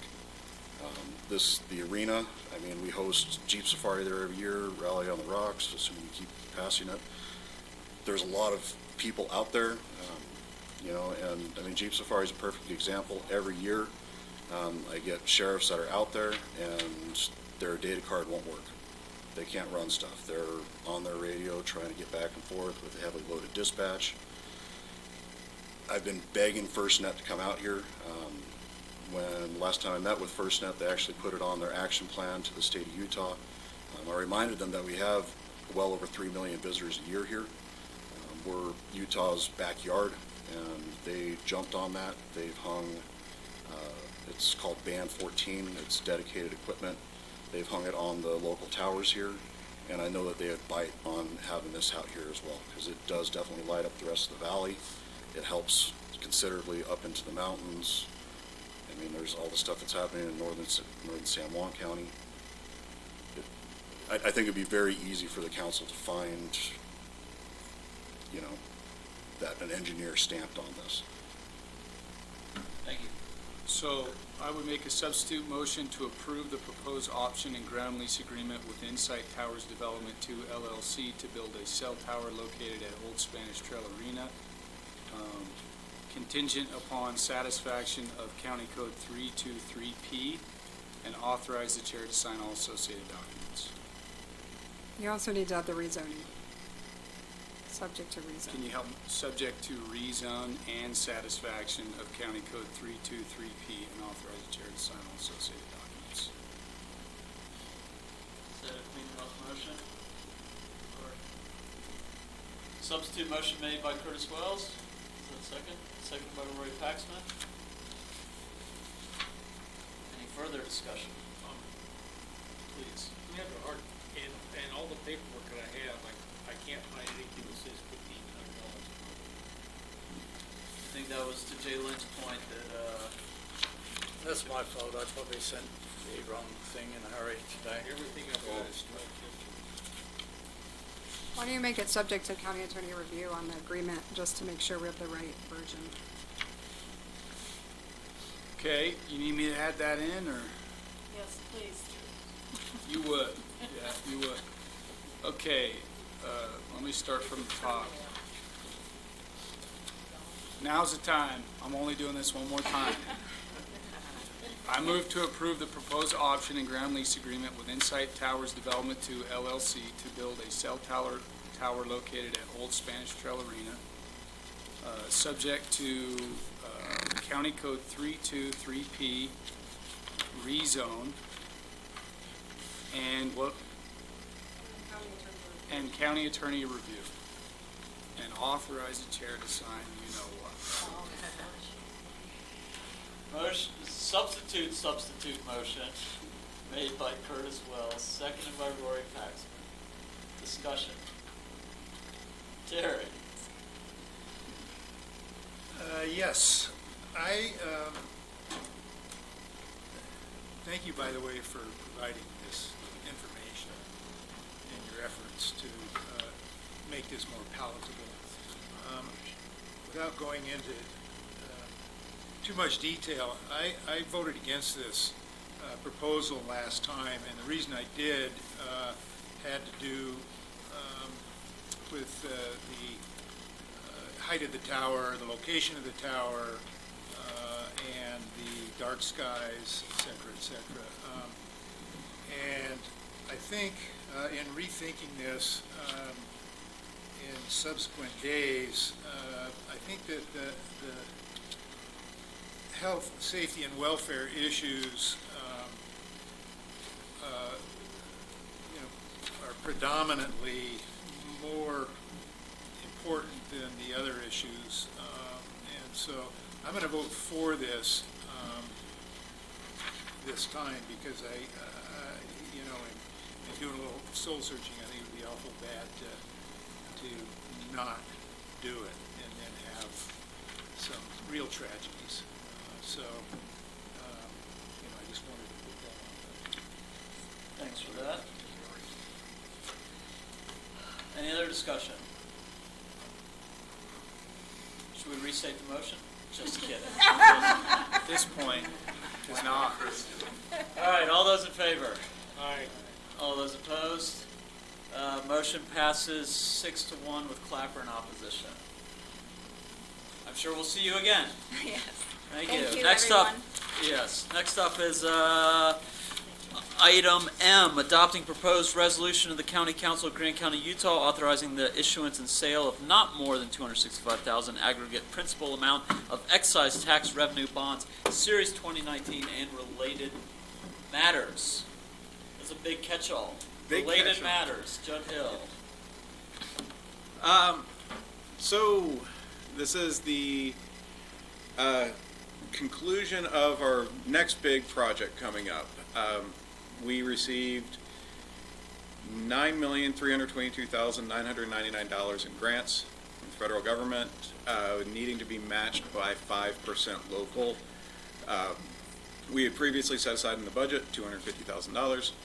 For this year, we were able to get significantly more money to do more work to set us up better for moving forward into the future, into the next decade or farther, but it means a little bit more match funding that we hadn't budgeted. So we went to CIB and came out with a $265,000 loan, 2.5% for 30 years. In order for that to be processed, we have to go through a notice of bonds, and Chris and I have had multiple discussions, and he's much more knowledgeable than I, but discussions with Zions Bank and CIB and lawyers about the establishment of revenue bonds, as it be listed. We've talked in the past about the overall funding sources for the airport, but Chris, do you want to give insight on the revenue bond aspects of it? Yeah, so this is a bit different bond framework than was originally intended, and it's actually simpler and less expensive to close on. And so we requested that we go with the structure of an excise sales tax revenue bond as opposed to a lease revenue bond through the Municipal Building Authority. And the CIB did approve us progressing that way. This resolution is a parameters resolution, and so what it does is it establishes the parameters for this debt and this bond. It also enables the chair, the vice chair, or the chair pro tem to sign a master resolution, which is also attached to this but not filled out yet, as long as the elements of the master resolution, once it's filled out, are within the parameters that you're voting on tonight. And so that's how that process works. There'll be a couple notices that have to go out and a public hearing. And then there's a 30-day period that we have to wait after that. And then we can get the master resolution signed and go up to Salt Lake and close on the loan. Sometime probably, I'm thinking, we decided the time frame would pan out to close in early December, Yeah, December 4th maybe, or something like that. The first week of December. And I think Judd was going to go up, so I don't know who's going to go up and close now. Evan or somebody maybe. Oh, yeah. It has to be, probably ought to be, well, somebody from the MBA maybe would be a good pick. I don't know, but I guess we'll have to figure out who's going to go up and actually close, because you have to be there in person. We have a date set for that, or no? It was tentative at the last meeting, but So, I mean, it's not, it's something that can be reworked to fit somebody's schedule, but as far as the noticing goes and the time periods related, plus the public hearing, that stuff we want to get done. And so after this is approved, then we'll get to noticing the public hearing and get the process moving along. And so we have bond counsel helping us out, and they're pros at it, so I'm fairly confident in this process that it's all progressing as is normal, so. Well, if you two like it, I like it. Terry? Make a motion? Please. I move to adopt the proposed resolution of the County Council of Grand County, Utah, authorizing the issuance and sale of not more than $265,000 aggregate principal amount of excise tax revenue bond series 2019 and related matters, and authorize the chair to sign all associated documents. Motion made by Terry Morse. Seconded by Rory Paxman. Discussion? It was some stimulating reading. All those in favor? Aye. Aye. Motion passes unanimously. Thank you. thank you. Next up is item N, approving proposed reclassification of the airport director position from grade 15 to It made it onto your dais to a grade 21. You'll see the agenda summary. We didn't have time to get it in the packet before, so for item N. On the contract that they can't leave till the airport's all. There's no contract. And he can't take his wife with him either, right? So, and there's also a red line job description attached to the agenda summary, and then, of course, online in your packet is more information. I need to step out for a minute. Terry, will you take over? So as we all know, Judd is leaving, and we feel that in order to best attract the best possible candidates for this position, we're going to go national with our advertising, and that means upping up the salary. You'll see in your packet that Judd has put together some of the some of the national listings right now with the employments and what their starting salary is at. With this change, a grade 21 would start at $80,382.22, and the range would end at $121,585. Yes. Is that before potential COLA? That is before potential COLA. I will make a quick point of the change in the job description. It's just a small change. We've added under supervision exercise, the landside technicians. That was a position that was added in 2019 that didn't make it into a revised job description. And then the most important little piece is in the special qualifications, number 3. Judd has stated that possessing a pilot's license, yes, is helpful for this position, but should not be required.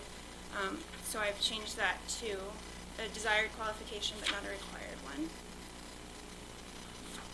And up for some discussion and questions if you have any. I'm curious who else is at G21 in the county? What other positions, if any?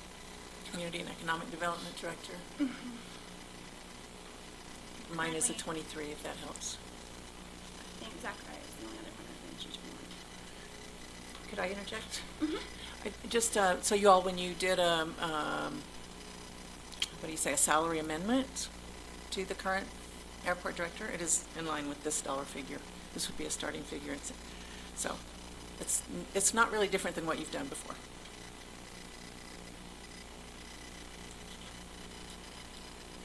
Mary? I move to approve the reclassification of the airport director position from a grade 15 to a grade 21 and approve the job descriptions with minor changes to be used in advertising the vacancy and authorize the chair to sign all associated documents. I'll second. Motion made by Mary McGann, seconded by Terry Morris. Discussion.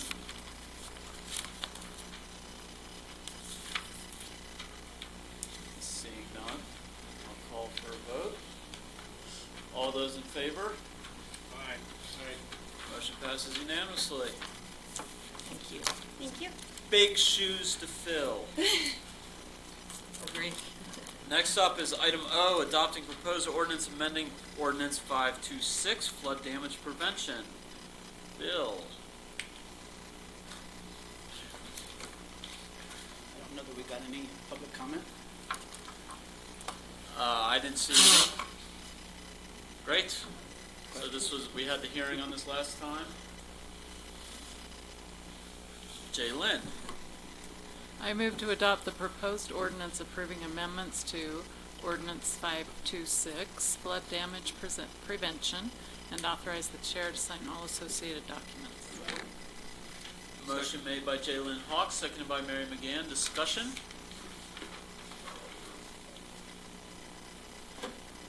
I think that it's the taxpayers in the area will be glad to know that they are potentially saving on insurance. That's the next one. Oh, getting ahead of myself. Jump ahead. All those in favor of item O? Aye. Motion passes unanimously. Which brings us to item P, approving proposed letter of intent to join the CRS, Community Rating System of the National Flood Insurance Program. Bill. So, as Evan stated, this is going to possibly help people that have to have flood insurance, people that don't have to but want to have flood insurance, reduce their premiums and keep the community, lessen the hazard or if there was a flood event, lessen the damage and cost. This is only a letter of intent. It is not actually joining. If I get the letter of intent, I will send this and our ordinance off to the state floodplain administrator and the ISO specialist, who will review it, see about where they think that we would be, if we can drop in a class or two. They will recommend to move forward. We will have a series of meetings, which any of you would be allowed to attend if you'd like. I also plan on bringing a bunch of different department heads in, because it doesn't just affect my department. planning and zoning, the road department, GIS. So there's a bunch of partners that would have to happen in this. And then we would formally be accepted into the program at any point in this. You can say, it's not worth it for us, it's spending too much time there ever. But I think it's a good program. What it does is if you go above and beyond the minimum requirements, which in our ordinance, we went to the 1 foot freeboard, above base flood elevation to bring it into compliance with the building code, that actually gives us CRS credit points. Because the NFIP standard is at or above. The building code says 1 foot above. We've made the two documents match each other, and we get credit for that. Great. Mary? I move the proposed letter of intent to join the CRS program, Community Rating System of the National Flood Insurance Program, and authorize the chair to sign all associated documents. Second. Motion made by Mary McGinn, seconded by Curtis Wells. Any discussion? Jay Lynn? My only concern with it, and you've addressed it, is that I was looking at those requirements, well, the things that you can buy into to get a better score, and they look pretty extensive, some of them, and some of them you do need buy-in from other departments, so I'm glad to hear that, that collaboration. Yeah, I've been will talking take with Bill place. Jackson about it, with Kenny, with the planning and zoning, and Zechariah, and also with Frank. Some of the requirements are pretty simple. Some are simple. A lot of it's outreach. Most of that's been dealt with already between our emergency management website and our floodplain manager's website. We have a lot of that outreach. We have a lot of brochures that we have in our office now that we're handing out when people come in and have to get a flood development permit. So, not trying to take off too much.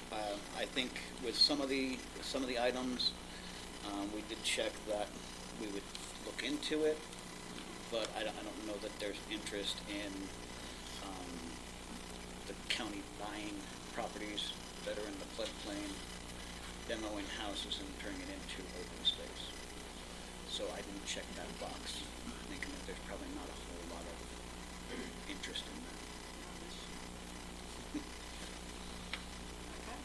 Any further discussion? All those in favor? Aye. Motion passes unanimously. Thank you. Next up is item Q, adopting proposed ordinance approving the Viewgate Terrace HDHO Development Application Master Plan Development Agreement located at 1248 South Highway 191. Kenny?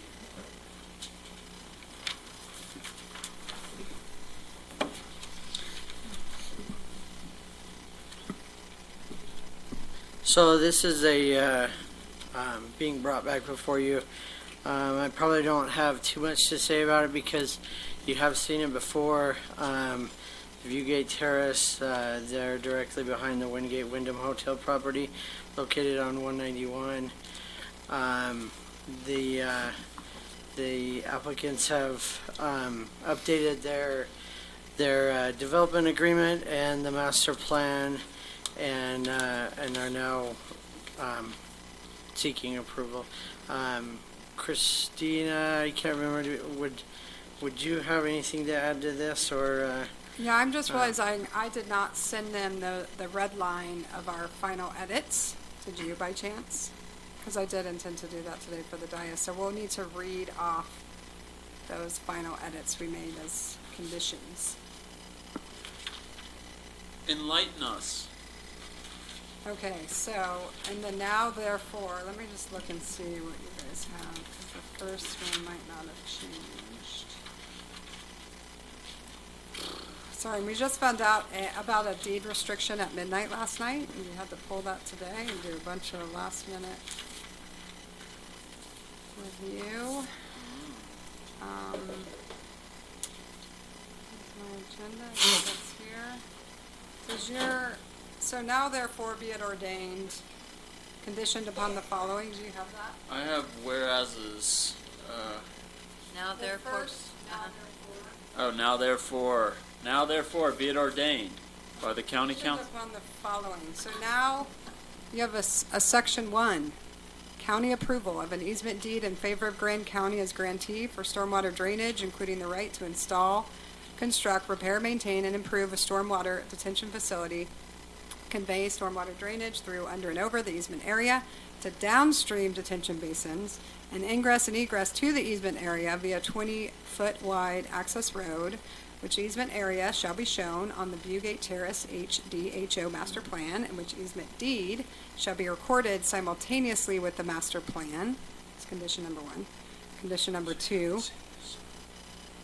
There's nothing new about that. So that's just recording and memorializing the stormwater drainage system.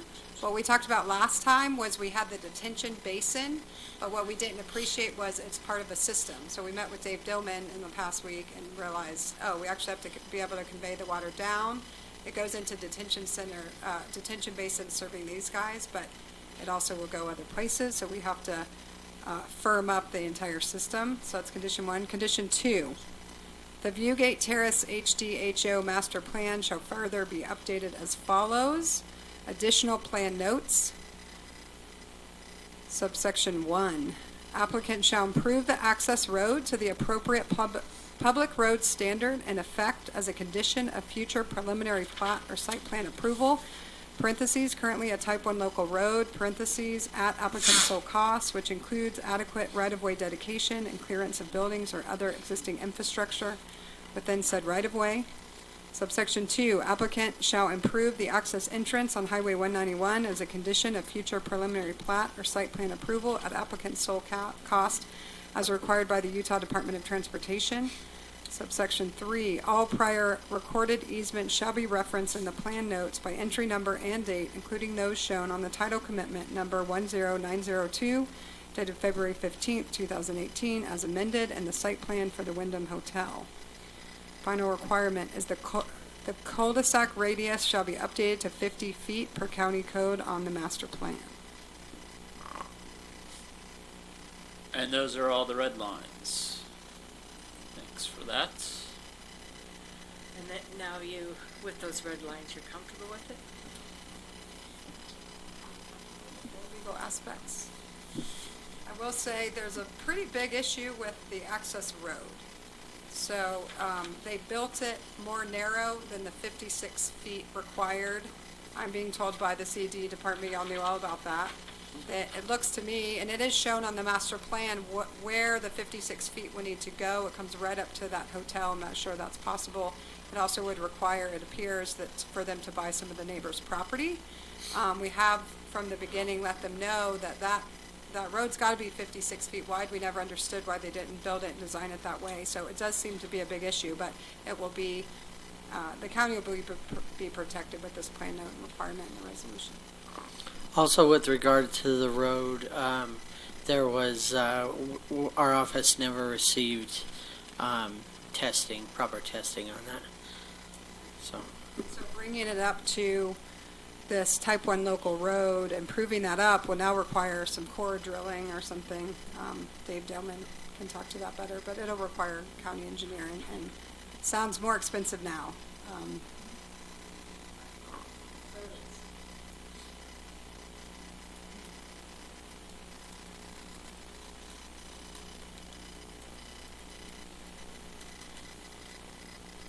So Council? Are there other revisions to the master plan to talk through, just spatially for these guys so they can see what has changed since last time? Will Hansen, the applicant who was present, had brought up to me that there was a holdover provision from the Planning Commission in regards to a fence near the being installed near the neighboring residential area, and he was requesting that he brought up to me that might not be necessary now due to the fact that they've brought down the height of those buildings.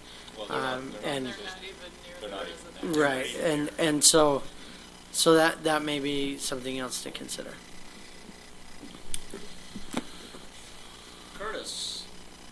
I move to adopt the proposed ordinance approving application of the High-Density Housing Overlay District 35B, HDH 35B to the subject parcel of the Viewgate Terrace HDHO Development Agreement and the Viewgate Terrace Master Plan as presented, contingent upon the county attorney approving final language for the storm drain facility access and maintenance easement deed granted to the county.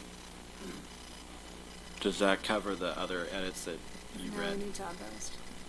So maybe you say as presented by county attorney Yeah. tonight. Okay, so that will read as presented by the county attorney. In addition to the language for the storm drain facility access and maintenance easement deed granted to the county. And do you Well- want to pull the fence provision? Sounds like yes. The fence provision is not in our final documents, correct? Yeah, that Yeah, was a that recommendation. was something that was brought up to me by the applicant, you know, just during, while we were in the audience. The fence is not one of our stated conditions. Yeah, It's so. not currently in there. No. Okay.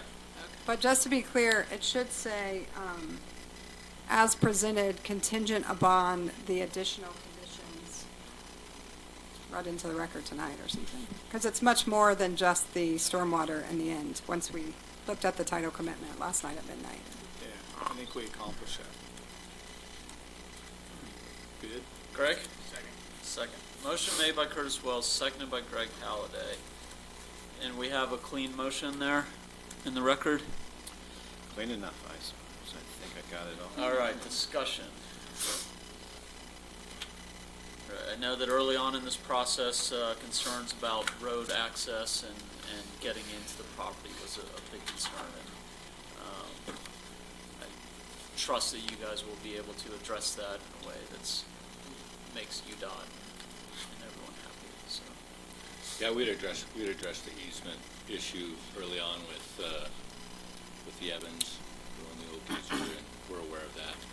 We're in compliance on the hotel side. There's a 12-foot piece that we've already negotiated with them, and we just need to formalize as part of this. Thanks for, being patient. When you throw out an incentive like this with that kind of density, and the county sent a message out that we're beggars for housing, but obviously, a development of this size, it's a lot more complex. So hopefully through the process, we've landed at a good place. So. Any other discussion? All those in favor? Aye. Aye. Any opposed? Motion passes unanimously. Gentlemen. Thank you, appreciate it. Next up is item R, adopting proposed resolution approving the Emory Telecom Yard conditional use permit, CUP, located at 1728 South Rocky Road. Kenny. So again, this one was brought before you at the last meeting. Everything was presented there, and it was open to public comment at that time. The Emory Telecom Communications yard conditional use permit. They're looking to expand their current facilities, and I think with regards to that, all of their information was presented in our last meeting. The applicant is available for questioning, although he stated to me that he doesn't really want to, so we'll try to go his own. Yeah. So I think with that, this one was pretty straightforward. If there's any other questions for myself or the applicant. Greg.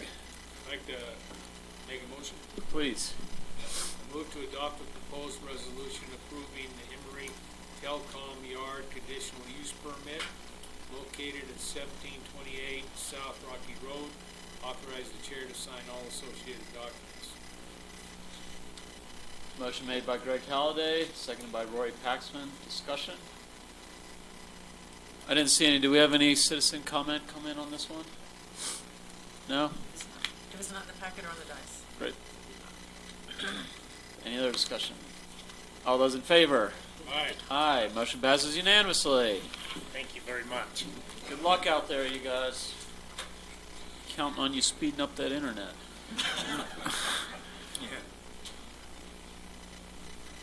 Oh yeah, I didn't disclose I use the internet. Dang it. No vote. We all blew it, didn't we, as we sat here using our internet? Next up is item S, adopting proposed ordinance approving the Arroyo Crossing PUD overlay master plan and development agreement establishing an affordable housing set-aside and repealing ordinance 550 in part, which supersedes and replaces a similar draft ordinance approved on August 20th, 2019. Kenny, walk us through this one. Okay, so with regards to this one, much like Mary Lou, I was not privy to having very much time to prepare for this one. So I'll probably refer mostly to our attorney and others who know a little bit more about the project. But the Arroyo Crossing is a project that's been before you before.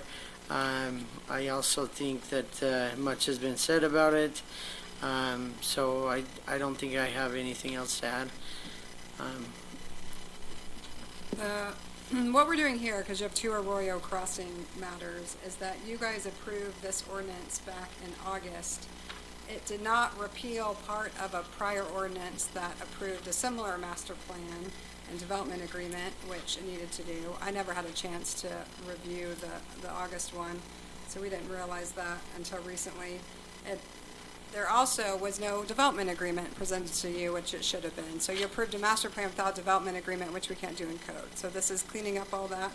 It had never been numbered or recorded, so we don't have to amend it. We just get to update it here.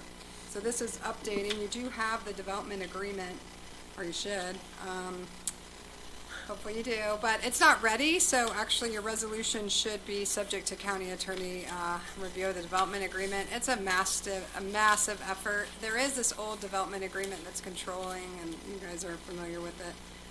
It's a really big deal. All of us have been working hard, and I definitely have brain damage over it, I think. But so this is just cleaning up the August one and clarifying that it is also approving the development plan, or the development agreement. The master plan, the development agreement both supersede and replace the prior versions that were approved in 2016.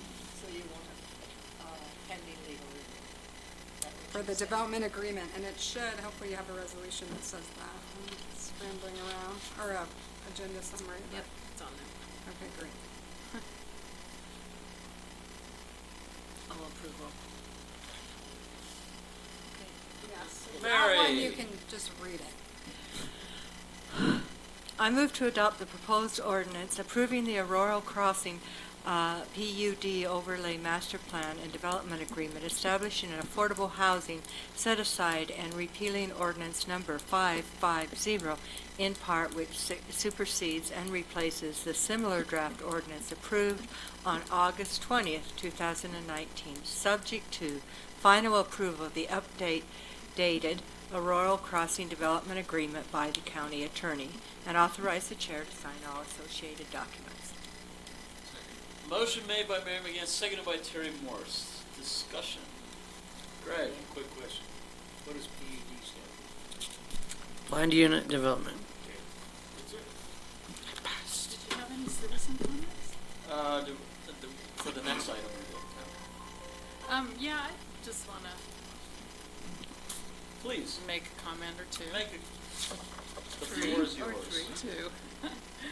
Just two issues. You know, I know the road, Budweiser Lane, is probably a done deal. I mean, it's used right now by big semis getting back to the beer storage place.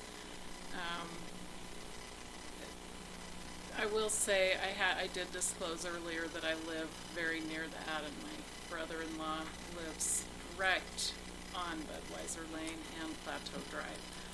And when I typically take Spanish Valley Drive into town because when I go out to the highway, at times it takes between 5 and 7 or 8 minutes just to make a right turn onto the highway. So you can imagine I'm a little bit hesitant to say yay, go with this road going, you know, adding, 300 units, assume only half of them are going to go that way, which might be a big assumption, I don't know.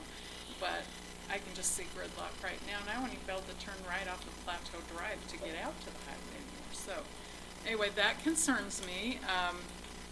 I do wish, since we are improving Spanish Valley, that, you know, they can be encouraged however it can be done to go to Spanish Valley and either Resource Boulevard or down to Mill Creek, where there will be a light because of the new USU campus. At least that's my understanding. That will be a signaled intersection. So that makes more sense to me. The other thing, and this should be very easy to take care of, Audrey. Please, please, please, I'm begging you, do not rename Budweiser Lane to Plateau. Because right now, I live on Plateau Drive, which turns into Plateau Circle. Many of the houses are numbered the same. UPS drivers get confused. We do not need another Plateau labeled street up there. Please don't do that. Call it something else. And while you're doing that, let's change the name of my street so that all we have are Plateau Circle. This was, well, you can talk. It was requested by our recorder. How about Bush Light drivers? So we thought Coors, maybe Budweiser would give us, you know, a donation if we named it Coors or something. Anything else? Go ahead. The direction we got from the county recorder was at this time to just label it as South Plateau Drive. For the reasons you just stated and others, we can go through the process with county council in the future to get it named something else, but that we didn't want that to be a gear in the wrenches right now. Right. So, and I understand that. so that's the intent. And after hearing your comment, put that on your list, Audrey. It's on there. It's on there. Citizen comment. We didn't like it either. There's too many plateaus already. I know. Exactly. And while you're at it, may I work with you to change one more street up there? One more street name? Yeah, sure. Why not? I will do it all. Sorry. That's all I have, Chair. Thank you. Looks like we have a citizen comment. So I am the citizen, I think, I didn't know. Okay, if you would come up and introduce yourself in the microphone so we can get you in the public record. I don't know. I didn't know where to do. My name is Chris Holyoke, and I live at 2151 South Plateau Road or Drive, depending on the deed to my home says Plateau Road. The street sign says Plateau Drive. My property taxes say Plateau Drive. According to the Budweiser, their address is also Plateau Road, but they're now going to become Plateau Drive. Plateau Circle is at the end of the road, and according to the thing, South Plateau Drive will go all the way to Spanish Valley. So you'll have 2 Plateau Circle entrances to Spanish Valley, maybe another street, and then a Plateau Drive. So that issue does need to be addressed. So I had hoped to come before the county council looking intelligent and informed, and as the document I had was 153 pages, I soon discovered I was woefully unintelligent and uninformed. So I come before you confessing that. We also have concerns. Can I go grab my papers? I just wanted to put a face to, so here's, this all open is the Arroyo subdivision. My brother and his family are this little home. Me and my family are this little home. My other brother and his family is this home. My parents are this home. My daughter and her family is this home. My niece and her family are that home. And so I just wanted to put a face to the people and the children that are here, and our concern is the access of of these apartment buildings that will go right here. And if they have to come to town, the logical access is coming down, whatever we decide to call this road, to the highway. So just, I know I'm coming in at the finish line of approving this project. I just hope that consideration will be given, that we're very concerned about the naming of all the roads and just the traffic. It's a narrow, I noticed as you were talking about type 1 and type 2 roads and the easement requirement, and I think this comes up in the next thing. They only have a 30-foot easement availability on this Budweiser Road, South Plateau Lane. And so they're looking for an exception. The road is there. I'm just hoping we can make it not really an access. So, thank you very much for your time. Thanks for that.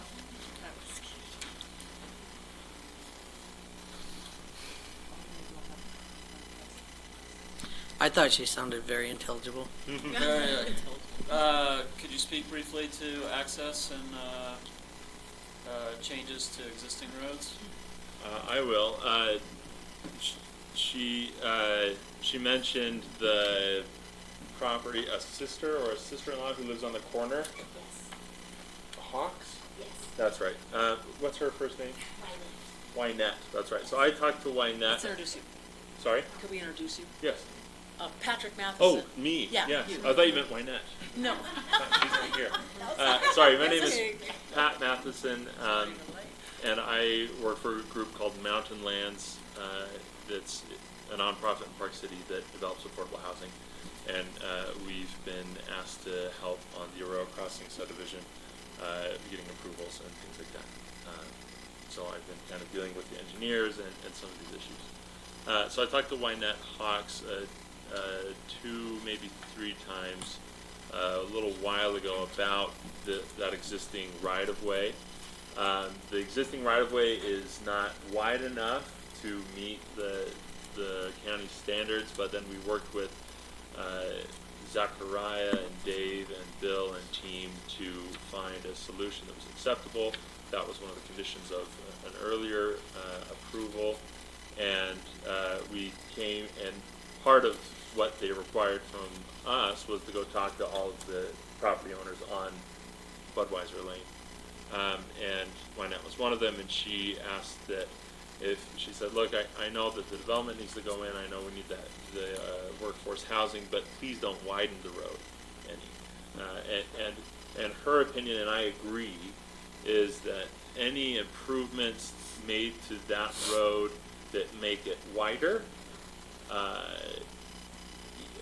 or anything that makes it feel more like a racetrack, put it that way, is going to encourage vehicles to travel faster on it. So a narrow road with gravel shoulders and the trees from the river rafting company's property kind of growing over the top of the road. Those are the sort of things that are sort of natural traffic mitigation techniques that urban designers put into roads to slow traffic down. So in working with the county staff, we have all agreed and come to consensus that those existing conditions probably will help slow traffic down, and we're happy to have a 20-mile-an-hour speed limit posted there, that sort of thing. We had talked about speed bumps, but Bill Jackson and county staff said we don't do speed bumps because of taking care of snow and things like that. So those are some of the things that we've done and the conversations we've had with those property owners. And the note here from a friend in the back reminding us that from the subdivision, there are 2 proposed connections to Spanish Valley Drive that will send traffic hopefully that way. Another traffic mitigation idea that we've had is to, within the development, on a path that would take you to what's known as Budweiser Lane, put stop signs there to discourage people from using Budweiser to get to 191. So those are some of the things we've talked about with county staff, and they feel comfortable with that. And that's my report. Any further discussion? And we had a motion on the, Yeah. Yep. I thought we did. Mary made it and Terry Morris second. That was a long time ago. there was. Any further discussion? All those in favor? All right.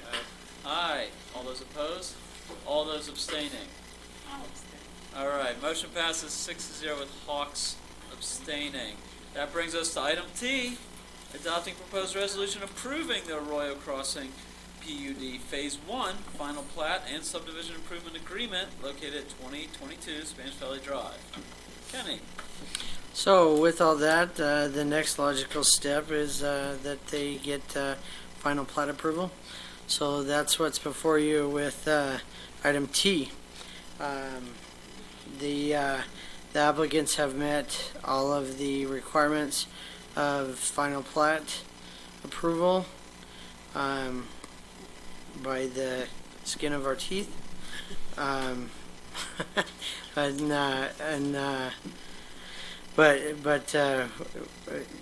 staff and our department feel comfortable moving to adopt the proposed final plat phase 1 and the associated documents. Christina, do you have anything to add to this one? Not really. You see those three conditions there. Much of the utility and drainage and the road improvements are going to happen later, but as a condition of approval, they're going to record certain documentation now. We haven't finalized those easements, but we do have them in-house, so we'll be batting those back and forth here soon. Mary?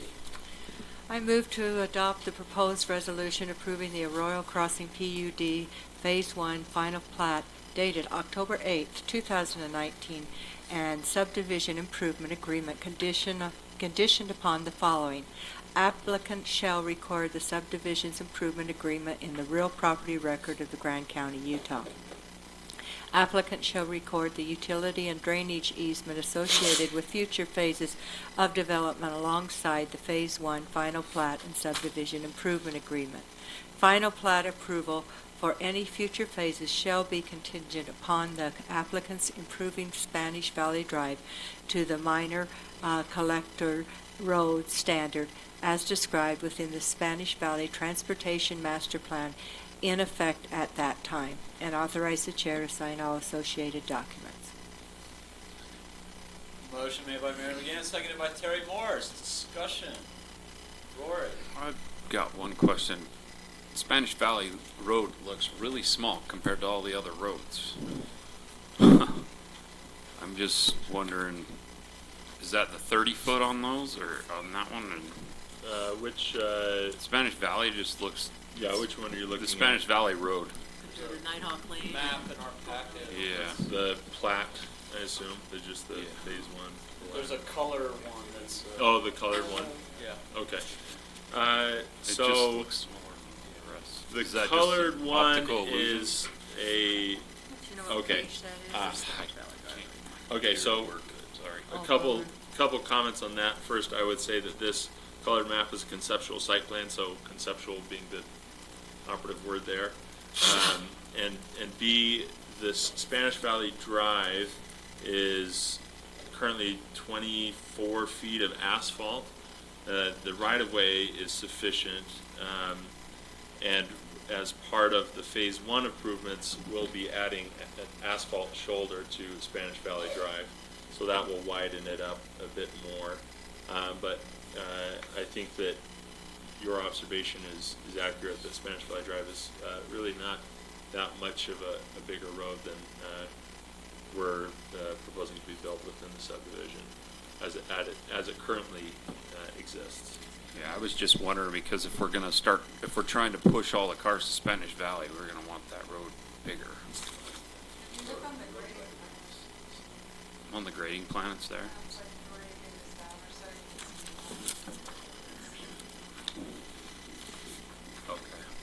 And then the widening of Spanish Valley in terms of its shoulder on the eastern side, as was just mentioned in the motion, will be done in future phase. So we're widening on the western side, which is adjacent to the first phase, and then a future phase will take care of the widening on the eastern side. Okay.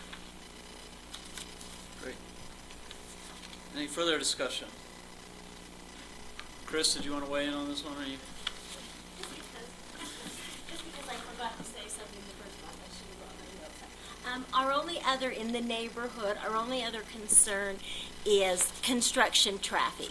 And that because of the smallness of Spanish Valley, most of your construction traffic is want to come out the highway and down Budweiser. The Budweiser plant has at least one semi in and out of that little road every day. In the summertime, they have more. They have a couple of vehicles that are coming back and forth. And so we're just concerned. And I believe, with the committee, we can probably address that. But we would just like something that construction, doing the infrastructure, all of that, that traffic not try and come up and down Budweiser, Boulevard, Plateau Drive, whatever we're calling it. So I think that's all. Thank you for your comments. Any further discussion? All those in favor? Aye. Aye.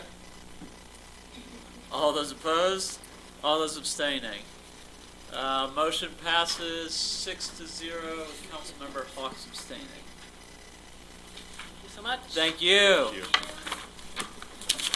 Next up, item U. Approving noticing an increase for Green County's general operations and library operations property tax budgets for 2020. Expired. All right, so we had a workshop this morning, and the results of that workshop, by consensus, I believe are on the dais as an agenda summary. And so I'll go over what the recommended motion is as per that workshop. Says I move to approve noticing an intent to increase property taxes for general fund operations and library operations for 2020. The general fund operations increase to be noted to be $2,111,000, and is a 75% increase over the current budget. The library operations increase to be $275,400, is a 38.55% increase over the current budget. The purpose of the increase is to cover the expenses of the 2019 salary and benefits increases. So that would be this year. Additionally, to cover the expenses of the increase to benefits costs at the renewal rate that's been approved for 2020, of roughly a 7% increase for health benefits. Cover the expenses of a 1.7% 2020 cost of living adjustment. The 1.7% came from the current national inflation rate average. Also to cover the expenses of $500,000 in capital projects. Cover the expenses of $627,500 in new position requests. Most of those being associated with the needs assessment, and cover the expenses of $160,000 a year in facility debt. I can go into detail on any of this stuff for Councilmember Wells and Paxman who weren't here, if you'd like.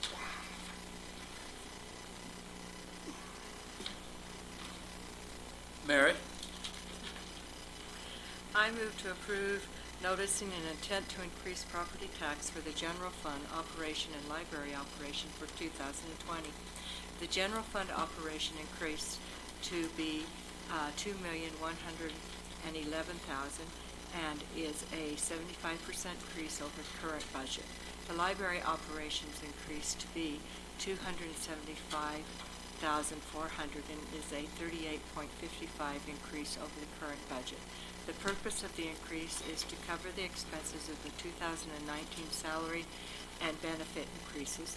cover the expenses of the increased 2020 benefit renewal rates, cover the expenses of a 1.7 to 2020 cost of living adjustment, cover the expenses of $500,000 in capital projects, cover the expenses of $627,500 in a new position request, cover the expenses of $160,000 year in new facility debt.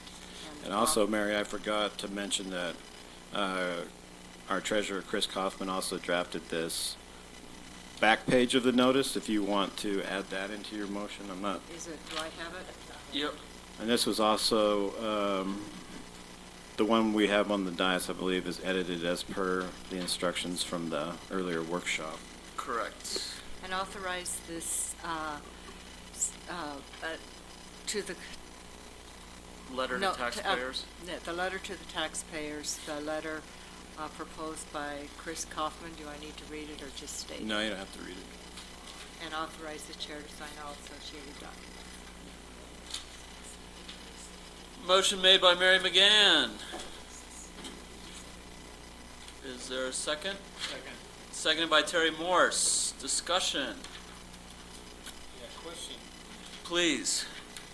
The 500,000 capital projects. What's that? What was the 500,000 in capital? That was that list that included the weed trucks, all the communications stuff for the dispatch. So just to interrupt you, sorry.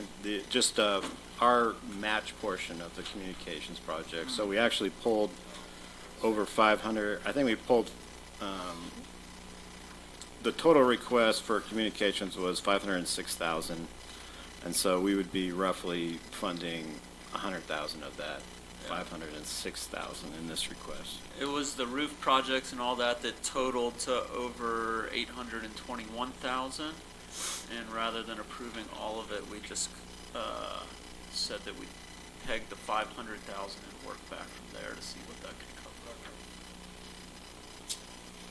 I would just like to reiterate that the increase shown on this notice is not necessarily the final amount. They represent a maximum.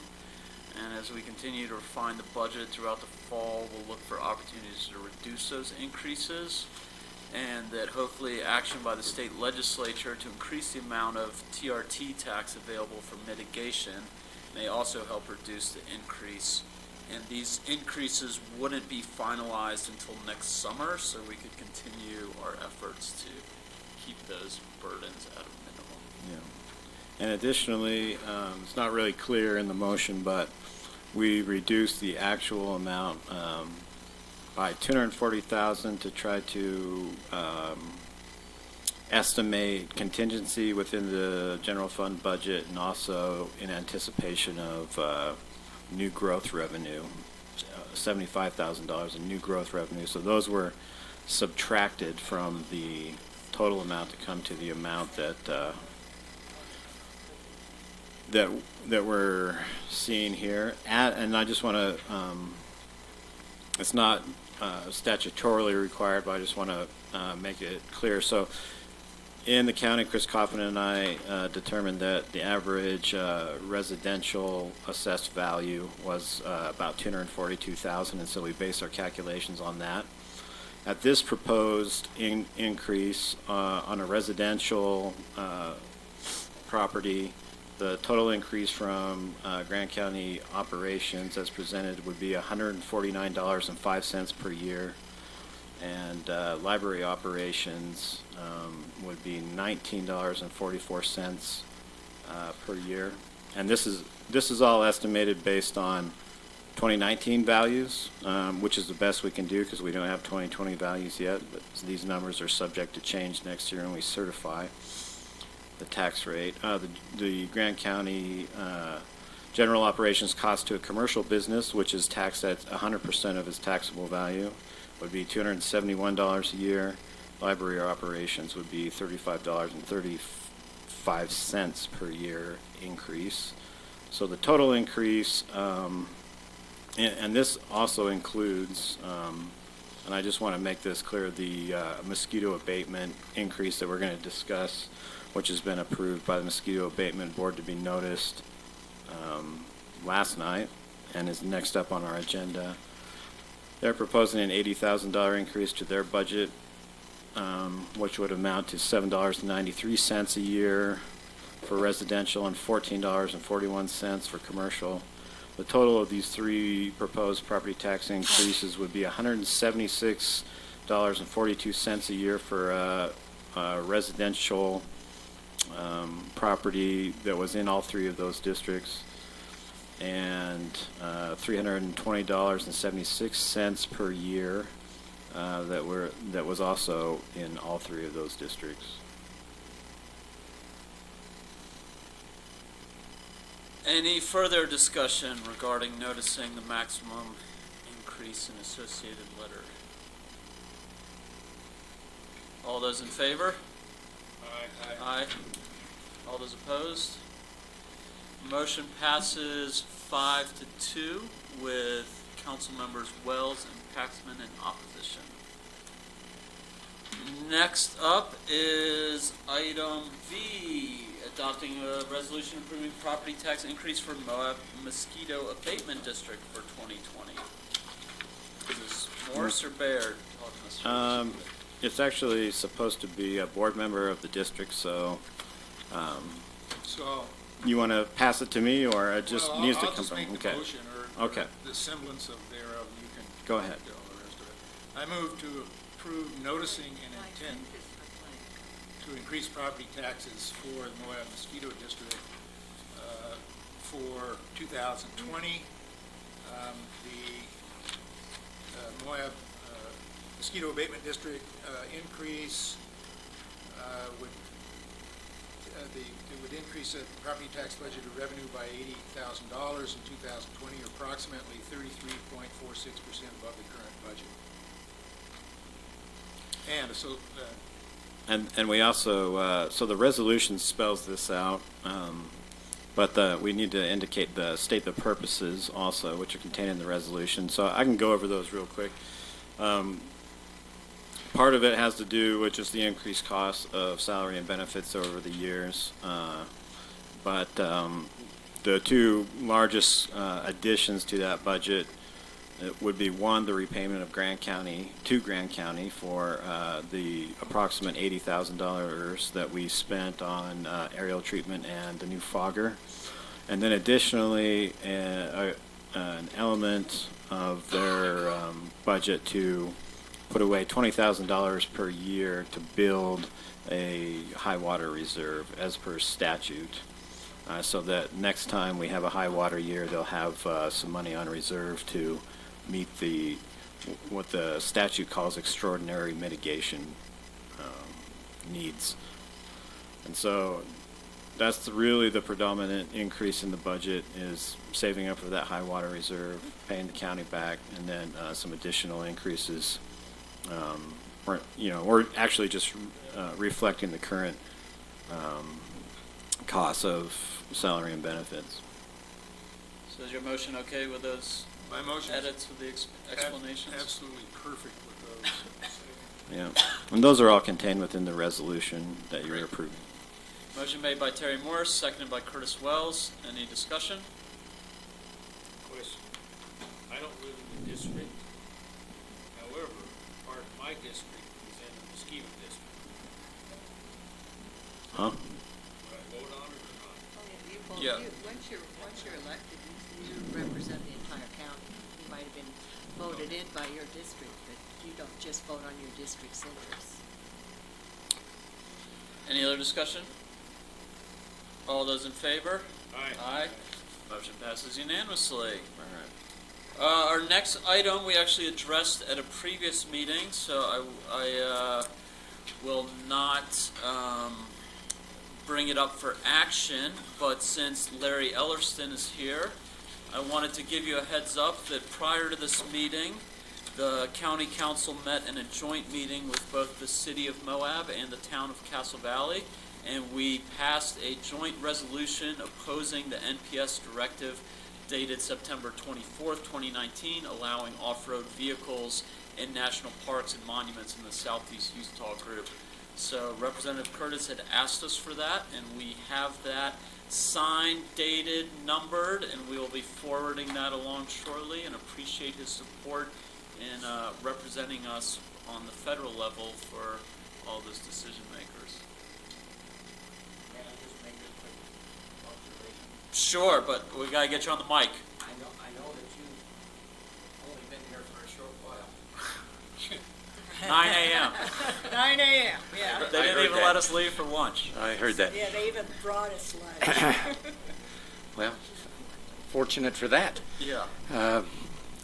I'm getting requests and comments, calls, emails from people from the other side of the issue. I assume you may be as well, I don't know. I gave the congressman a heads up. In fact, when we were down here last week, and you know what his attitude was, and I just told him, I says, I understand that, and I can support that, but just be aware that we're going to get pushback from the off-road community, and that's happening. So just be aware of that. Yeah, I mean, it's to be expected. Let's put it that way. Yeah, and when outlined in our resolution, it really focuses a lot on the process and how this coming down from the Intermountain Regional Director, that it didn't really follow the process that the entities themselves have laid out, and so that's really what we were trying to address with the resolution, and so hopefully due process will be supported by the powers that be as well. I think the resolution is spot on. Don't misunderstand me. I'm just telling you that they're going to come back and keep asking for it, for something of that nature, and again, to be expected. So. Well, thanks for that. Thank you. Is there a copy of that available? There can be very easily a copy of our most recent resolution for Larry to have in hand. Is that? I gave it to you, Evan. I know, I got mine. I'm delivering this at the next meeting. You want me to give him this one? That's Get the another only one she has, or I have the other original in the vault already, but. So can we make another Xerox of this? Yes. Barney, would you do us the honors? The honor of delivering this resolution to Larry to Thank you. pass it. Keep up the good work. You too. Always glad to see you here. Item X also was addressed at the prior meeting, so we'll move on to item Y, approving recommendations to the Moab Chamber of Commerce for Business of the Year. Councilmember Paxman. Did anybody come up with the business of the year that they want me to take recommendations to the chamber for?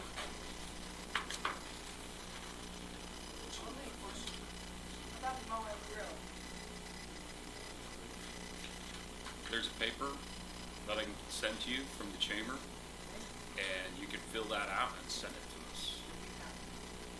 And we made a recommendation before.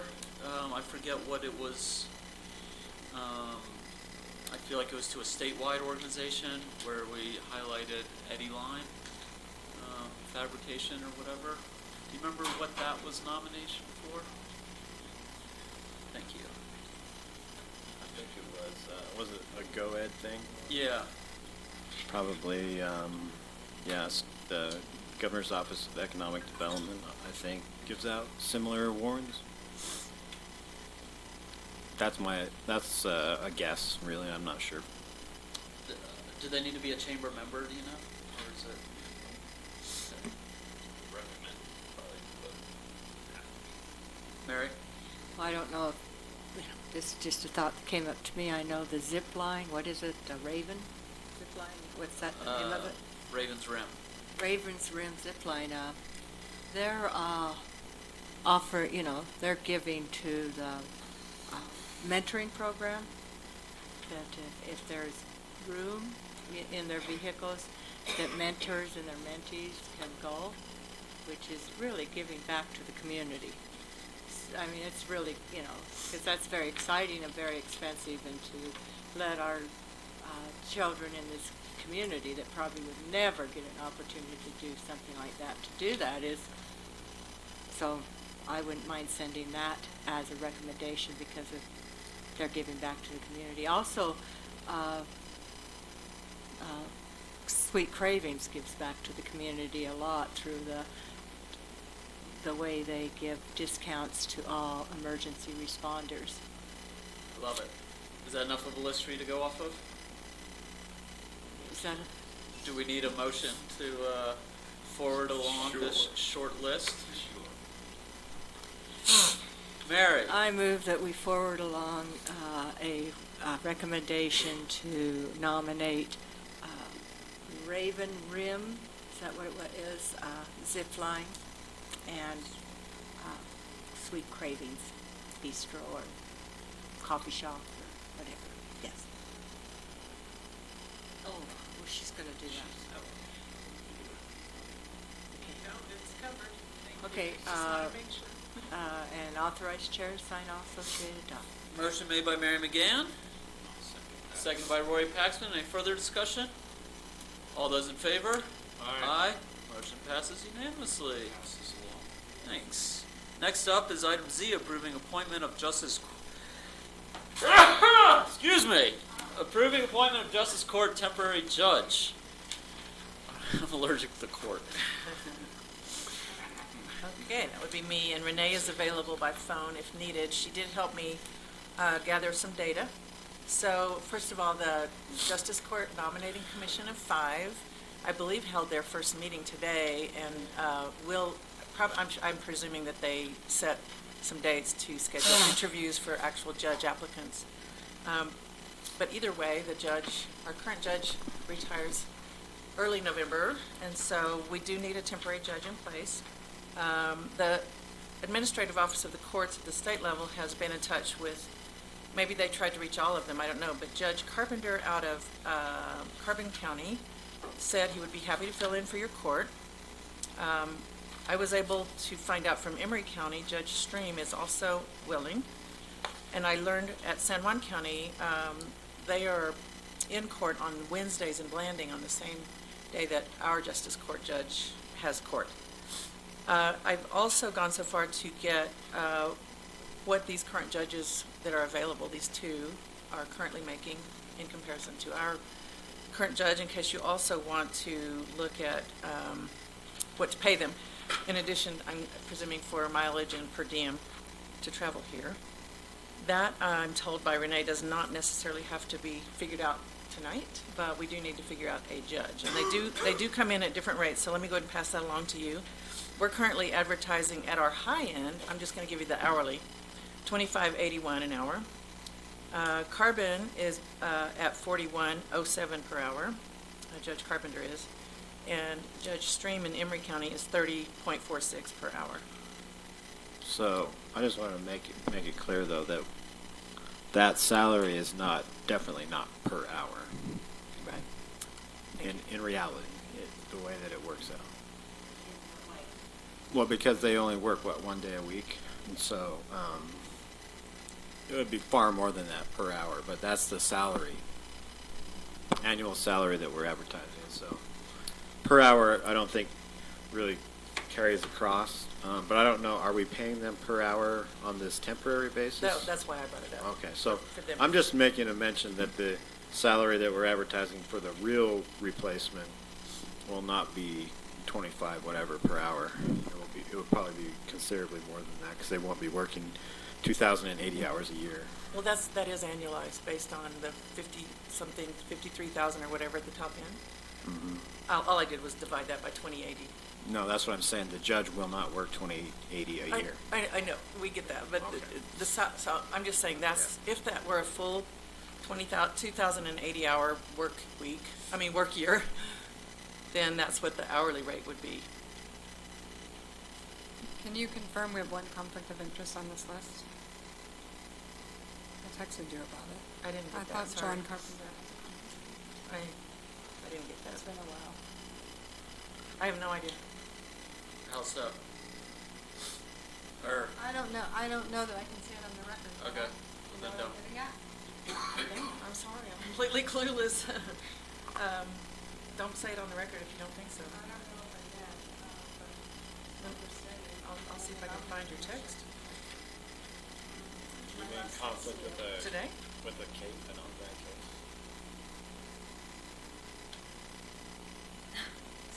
do, Well, if there's a concern, thinking there's a concern about Judge Carpenter, but it looks like Judge Stream might not be as costly to engage. So I would say. Has a conflict that I can't Okay, fully so disclose, and he's more expensive. I have a motion. please. I would move to appoint Judge Stephen Stream of Emery County to fill in as a temporary judge while Judge Tubbs' replacement is found, and authorize the chair to sign all associated documents. Motion made by Mary McGann. Seconded by Terry Morris. Discussion. Any further discussion? So we're just negotiate rates later? Sure. I don't know that that's what they're asking for, that's just what they're currently making. When is Judge Tubbs done? I believe his birthday is November 4th. And So his when last is- day is the Wednesday before that, I'm pretty sure. And then court, so we need a judge for the first Wednesday in November. And these guys are willing and able, and we just gotta call them and say, hey, come sit on our, Sit on our bench. yeah. All right, well, let's start with this guy and see how it goes. Or I should call for the vote first. Any further discussion? There? Oh, all those in favor? Aye. Aye? All right. Let's keep the ball rolling and see what happens next. We're getting close. Next up, consent agenda action items. 35 minutes before our next meeting.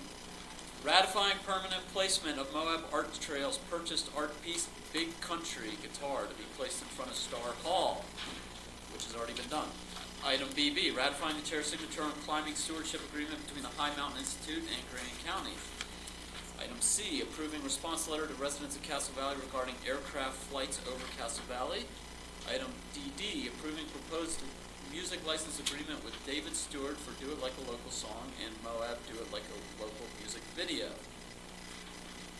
Mary, I move to accept the consent agenda items as read and authorize chair to sign all associated documents. motion made by Mary McGann, seconded by Jalen Hawks. Discussion? Greg? Yes, this letter for Castle Valley, does this need to be bounced off the county attorney? You want to weigh in on this? Item CC, thank you for your concerns regarding aircraft over the flights of Castle Valley. Reference your email message. I typed it up in conjunction with the airport manager, but I didn't get a chance to run it through the attorney.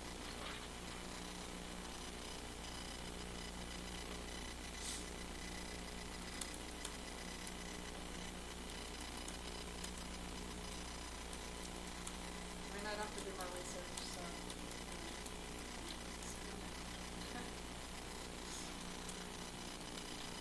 Any further discussion? Do you want pending legal review? Yeah. We have the motion. Amend my motion to have item CC. CC pending legal review.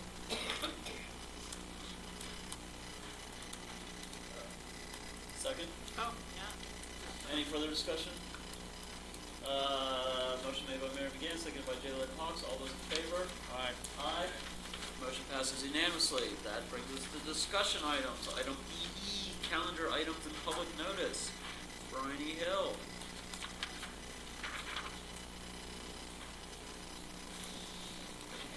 For October, calendars, October 18th and 25th is Change in Form of Government Study Committee meeting here in the chambers at 12. What is that? Change in Form of Government Study Okay. Committee meeting. October 29th at 10 a.m. Joint County Council Planning Commission workshop. I'd like to add one to that. The 19th is the Gourd Festival in Castle Valley. Gourd? It won't be, this won't come out until next month. Oh, okay, never mind. October 29th at 2 p.m. is CDBG how to apply workshop at the Grand Center. Any updates for October? Sorry, I'm catching up here. 29th is a joint planning, that's at 10 a.m. Correct. Got it. Thank you. November. November 6th, just a reminder, is the regular council meeting on Wednesday instead of Tuesday. November 11th is Veterans Day. County offices will be closed. And November 28th and 29th, Thanksgiving. County offices will be closed. So no budget advisory board. What's that? We're not meeting on Thanksgiving, are we? Yeah. You bringing cranberry sauce? Is that the 24th? Is that when Thanksgiving is? 28th. 28th, 29th. I thought we were meeting on the 24th. That's October. That's what October. Oh, November. What November. month are we in? We're talking about November, Thanksgiving. We'll cross it. We have other meetings between. No, I guess we won't. Yeah. Okay. Thank you.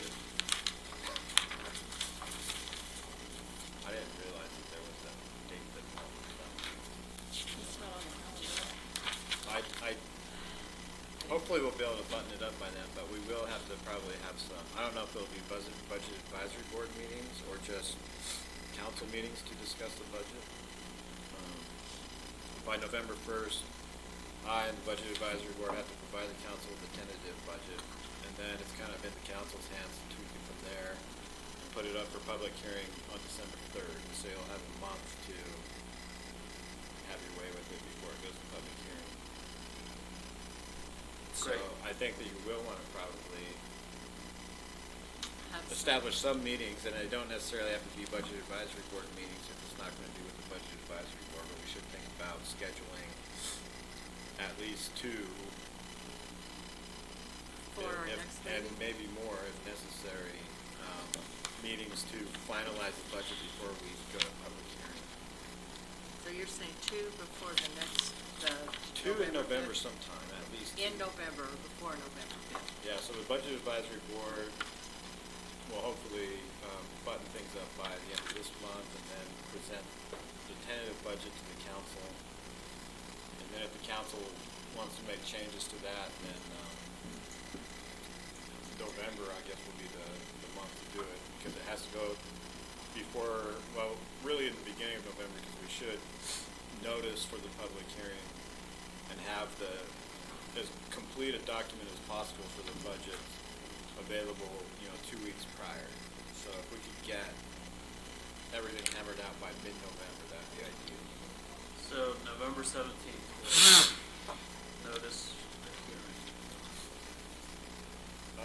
That's Well, it. I've got his whole schedule for it, and I can't remember the exact That's a dates, but Sunday. it's 2 weeks, we have to advertise 2 weeks prior to the hearing, and the requirement is they both have to get in the paper. One has to be 14 days prior, one has to be 7 days prior. And The actual noticing will be even longer than that because of the schedule of the newspaper, but And the hearing happens in December or happens in November? December 3rd. Okay, so we can notice the hearing at our second meeting in November. The noticing will go out on the paper. Yeah. And we're gonna mail the notices out to everybody in the county. Right. In association with the tax bill, and so that's the notice. Okay. And That's we can what we mention approved it on. tonight. Yes. Sweet. Well, we approved, we always have to notice our budget hearings just the same, so regardless of whether you do a tax increase notice, you still have to go through with those notices for the budget hearing, regardless of tax increase or not. Same process except for the partial specific mailer. Do we need to schedule a special meeting with the council outside our normal council meetings? Yes. It's up to you. I mean, I would just say that we need to have 2 meetings in the first half of November. So And they could either be tagged on to a council meeting or separate. I don't know what you want to do. We're gonna meet early before our regular scheduled meetings. So We we'll need to notice that now? meet at 2 o'clock on the 6th. Not yet. I mean, We'll let you know. We'll, if it's going to be on a regular council meeting, then we don't have to do anything except for the normal noticing. Next week, that we when I work on the agenda, I'll let you know what time we're meeting. do. Okay. Booyah. Yeah. Bryony, back to you. Thank you. Employment opportunities, corrections officer closes October 31st, patrol deputy closes October 31st, communication dispatch closes October 31st, and food services assistant manager open until filled. Excellent. It's only been open for 5 years. I say let's switch that out for the part-time. Social media, PIO or social PLY. media and mac and cheese maker. Can we get a job That's right. description for that? Sorry. Bryony, Special I events. apologize. May, Mac and cheese. may I quickly add a job, which I brought up earlier in my council administrator report. So mine is also, since you all are directly supervising the administrator, Renee and I worked together on this notice, and it was a little difficult to do because it's not just a full-time forever administrator because of the change in form of government. So I just want to point out a couple things. We are saying, that the administrator currently oversees 12 departments. And in the budget workshop today, we talked about reclassifying the council office coordinator position to the assistant administrator position to take on half of those departments. It also says the start date for the position is negotiable, but targeting for the first part of January 2020. If we have locals, maybe we could do that earlier. The position will end because of the change in form of government expected January 2023. The position would end at year-end 2022. And then we provide the salary range for the full step 1 to the step 15, 88.6 to 134. So if you guys want something different, that's what we went with. Is that live? That's out there? That's live now on our county website, and I don't, she's put it out internally to the organization through an email, as well as nationally, I believe, for a closing, I think, is 2 weeks. Great. We'll get some great candidates. So, thank you. Thank you. Special events, October 24th through the 27th, Moab Hoedown Mountain Bike Festival. Also October 24th through the 27th, Jeep Jamboree. November 1st through the 3rd, Scots on the Rocks, and November 16th, Dead Horse Lodge. Thank you much. Oh, any public hearings? Any closed sessions? That brings us to the end of our agenda, and I will adjourn this meeting at 5:04. Very good. Not too bad. And if we happen to meet at the Grand Center in half an hour, a chance meeting.